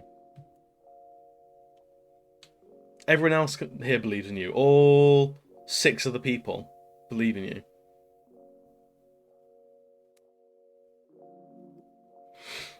It's like the done thing, isn't it? Like, I get the attraction. It's that, Caleb, there's a reason why I don't believe in you. It's because I'm afraid of what you'll do if I do. If I believe in you, what do you go and do with that belief? Because you're through and through a creature of darkness.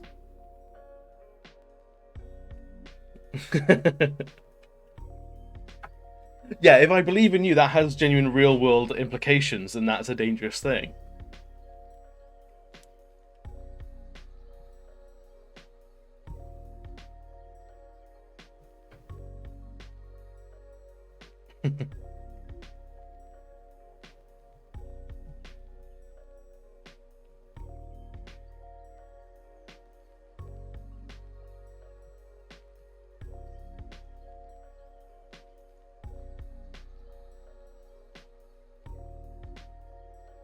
I don't know. Depends. Are you what kind of dragon are you?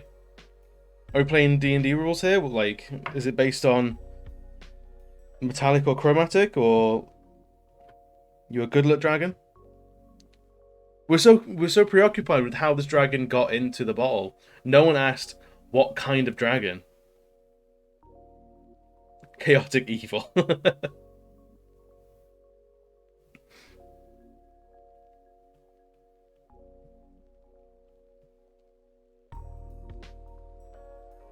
This dragon's been sealed for millennia. How did it gather a cult? I don't know. I think it just started a Twitch channel, man. It gathered all its followers through Twitch.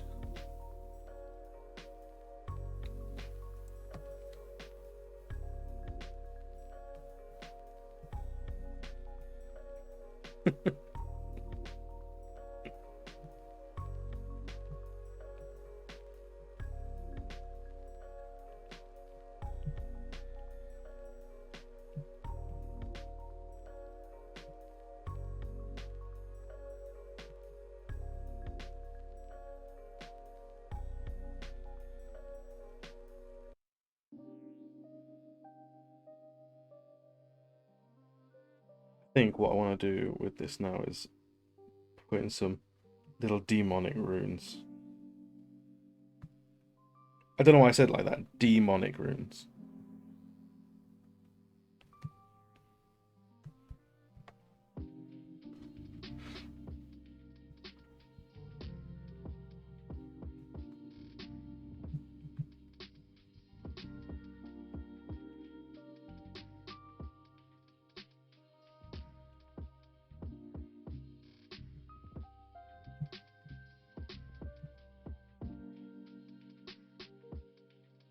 Just a little bit something extra that makes him look a little bit more threatening. Spike that out a little bit as well.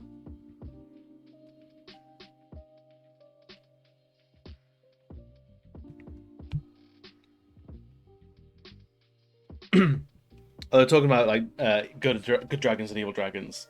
I love in my D&D games. I love using dragons against type. So like the red dragon is actually a good guy and is like a strong ally, whereas the gold dragon is like an absolute villain, like through and through.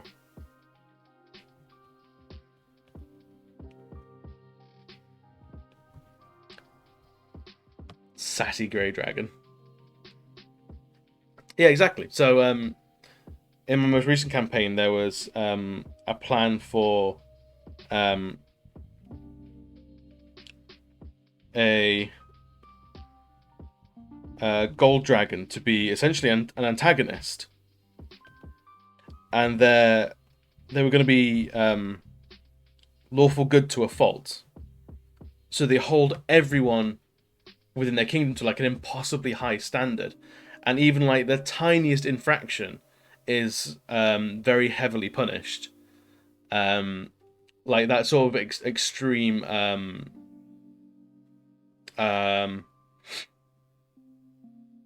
Hey, the most common pseudo dragons are neutral good. It just means you're a unique little dragon. Yeah, library book late, then clearly you don't deserve to read. Eyes gouged out. There's that sort of like the orphan steals a loaf of bread to feed their family, but gets caught and gets a hand cut off for stealing. Not for like the issue that's taken up is not the family was starving, it's that the person stole, and that's what's punished. The family isn't helped, so the crime doesn't happen again.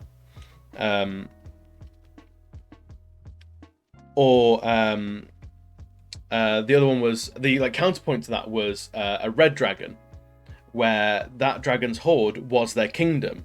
Their treasure were the people, the citizens of their kingdom.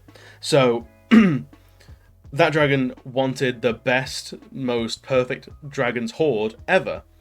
And if its hoard is people, well, there's no good having its hoard starving to death on the street in squalor. They want their hoard to be the best hoard in the world because they're competitive like that. So their peoples are encouraged to be as healthy as possible, as learned as possible. They are each and every soul is treasured because it adds to the mass that is this dragon's wealth. One downside is you don't get to travel or move abroad. You can't go to another kingdom because then that's the red dragon losing a part of its treasure. So as long as you are there, you will be catered for in basically any aspect in life, but you're there for life. So it makes this what would be like an evil character kind of an uneasy ally.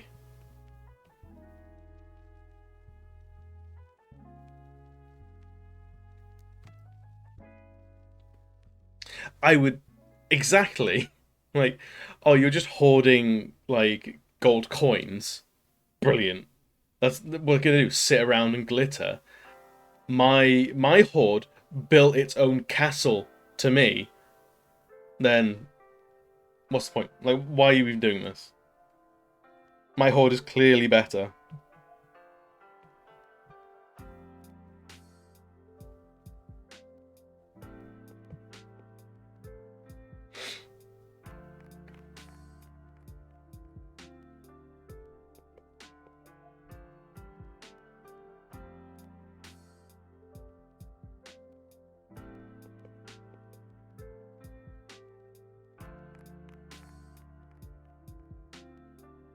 Or you have the silver dragon. Silver dragons are just classically in love with people. They love meeting people, talking to people, collecting stories. They love doing all sorts of stuff to do with people. But this dragon loves people to the point where they're kind of like who is it in Marvel that made the Contest of Champions? The Collector. They're basically the Collector. They love and adore people, and they love unique people and the stories that they can tell. But to an extent that they will spirit them away or kidnap them, put them in stasis, and then just admire them as like a collection of pristine figures. See you in a bit, dude. Thank you for the raid. Thank you for like hanging around. I'll see you on the Discord at some point, I'm sure.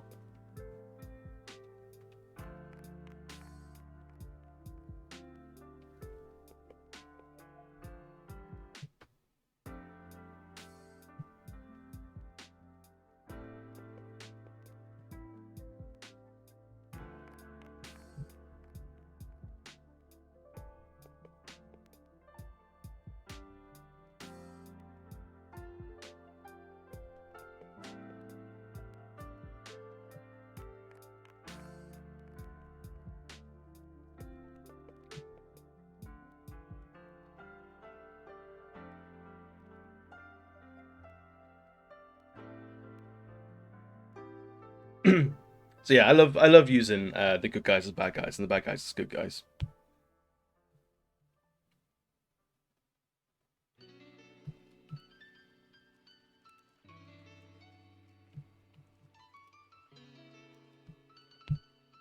Like the vampire lord who knows if they make too much of a stink, the townsfolk are going to come after them. So rather than tax the town in terms of gold, they tax them in blood. So there's basically just blood banks that everyone has to go to. They donate a couple of pints of blood like every month. That's their taxes taken care of, and the vampire will fight to defend them because they've got a steady source of food. However, there's the Order of Paladins down the road, who they know about this and they fucking hate it because the vampire's still undead and is, by the terms of their creed, no bueno. So they're trying to kick down the door, kill the dragon, kill the vampire, and be done with it. Whereas they know if they do that, well, the townsfolk know if they do that, the vampire's not actually done anything wrong other than exist. And they know that whoever's going to be in charge from that point on is probably going to be a corrupt politician from whatever order the paladins are from.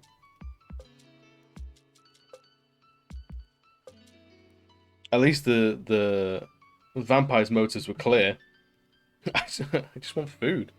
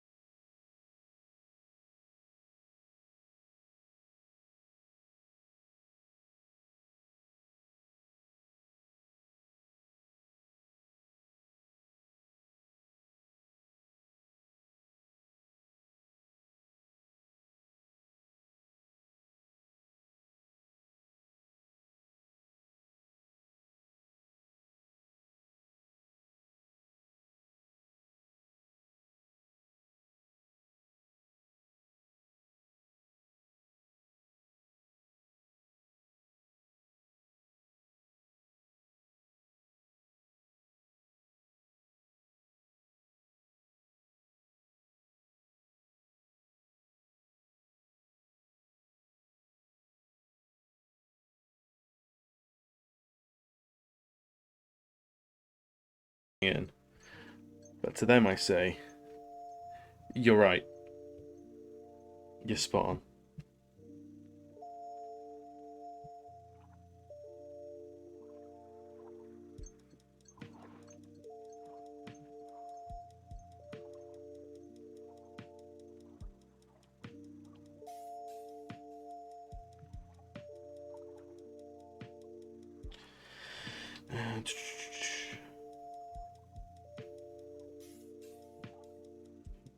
Bottom of the arm there, coming up.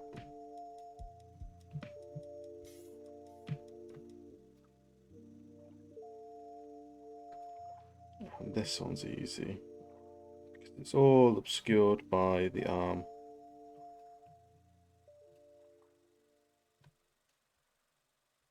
Easy peasy.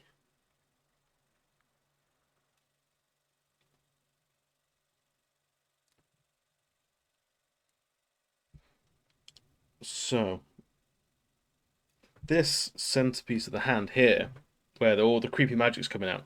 Originally, I wanted like a little eyeball in there because I thought it'd be weird, almost like you know, in what was it, Full Metal Alchemist, where you see beyond the door and it's all just crazy eyeballs, something along the lines of that. But I don't think that fits this character very much because I've not been using eyes anywhere else really, other than where they make sense. I have, however, been using teeth. So there's teeth along the mask, there's teeth on the belt, there's teeth gonna be along this sort of belt along here. Even on the skull, there's more teeth, and around the collar, teeth.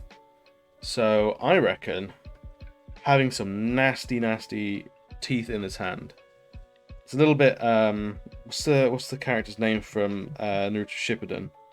Has teeth in their hands, or like they have mouths in their hands.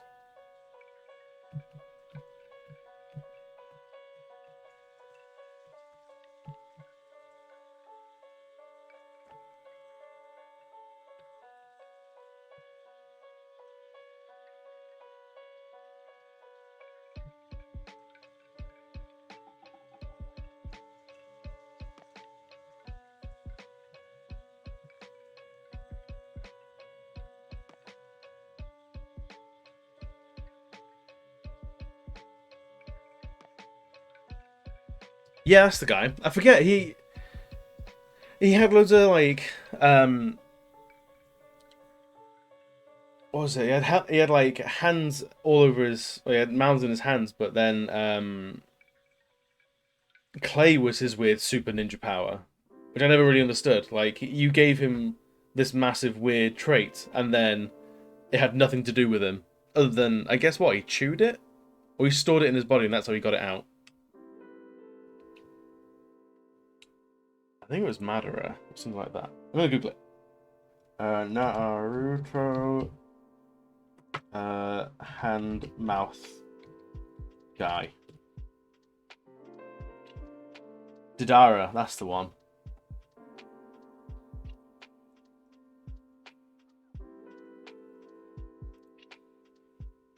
Didara, that was the one. Yeah, you have loads of used clay for some reason. The hands weren't like his hands weren't actually a proper superpower. Bizarre. I think that's a miscommunication between like character artist and writer. Like the character artist brings out like, hey, I've got this cool design, and then the writer's like, I have nothing. I don't know what to do with that.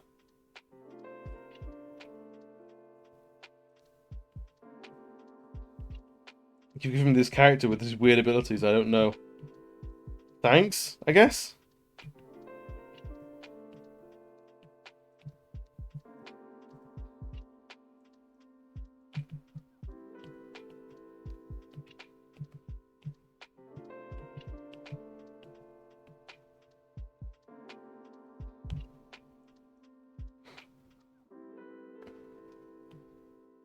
I had a quick Google of him to see like what his deal was, and he it's too much. That'll be enough. And it seemed like he had pouches of clay as well. So he had a messenger bag of clay. So I don't know quite what his deal was.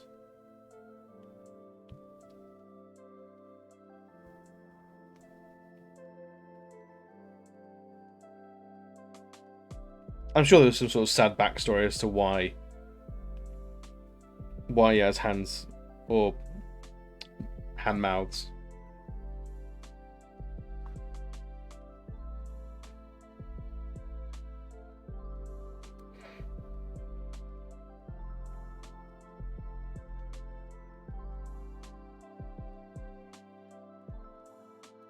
I think we'll leave our cult leader alone for a second and go on to her summon. We'll get this skull done, and then I think we'll have to call it for the night. But it should be fine because skulls are fantastic to draw. I love skulls. I don't know if you've noticed, but I draw a lot of skulls.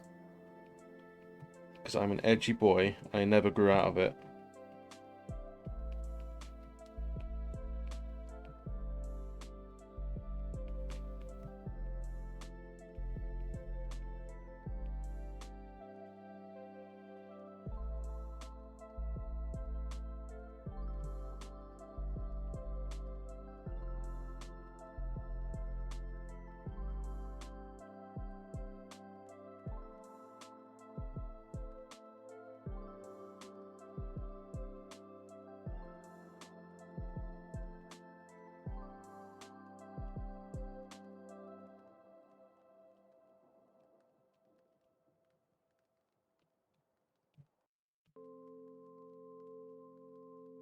Yeah. I like skulls because you can just wibble the lines a little bit and not worry about it too much. Wibbling the lines is a very serious art term for fucking around.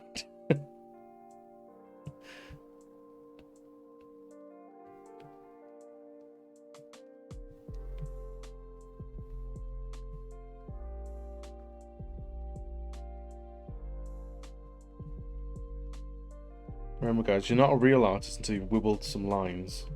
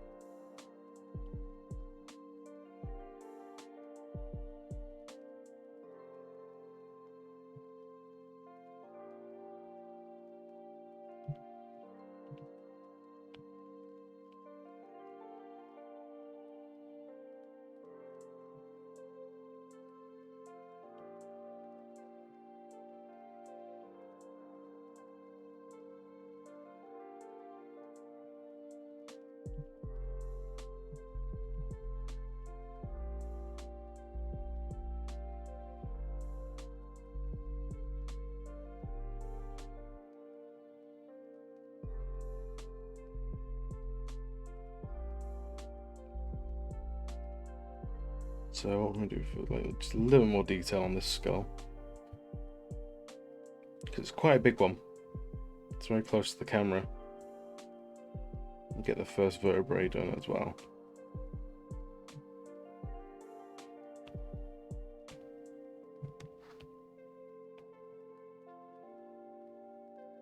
I won't do any shadows or anything like that, so...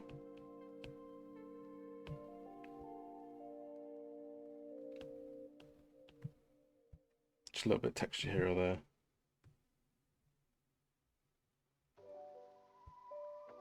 I actually have an idea, and I'm not sure how it's going to look, but essentially like... Just little demon horns. Because they're cute. I'm going to do it on a new layer because I'm not 100% about it yet.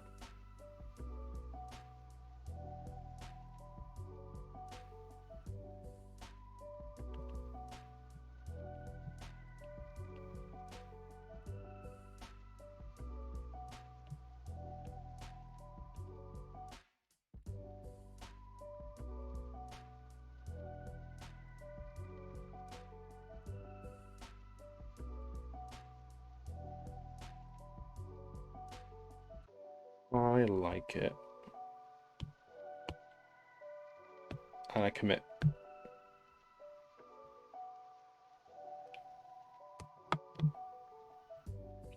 I think I'm going to call it that. I think I'm done for the evening. My progress is slowing. My lines are getting messier, I think. And it's basically all I have in me. But, let's see. Thank you, Caleb. You charmer. What you like? Stop it. No, continue. Let's see who else is streaming at the moment.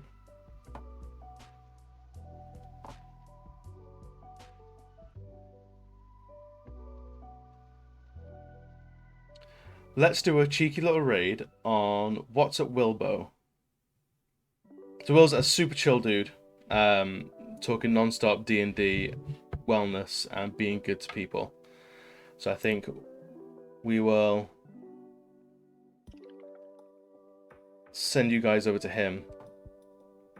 Go over and say hi. Stick around for a little bit. Show him some love. And I'll see you guys on Thursday. I'm playing more Breath of the Wild, and then I might do another impromptu art stream to get more of this character done. But we'll see. At the very least, Thursday. In the meantime, go say hi to Will. Send him a lot of love. And I'll see you guys a lot later. And he's going to go in like 5 seconds.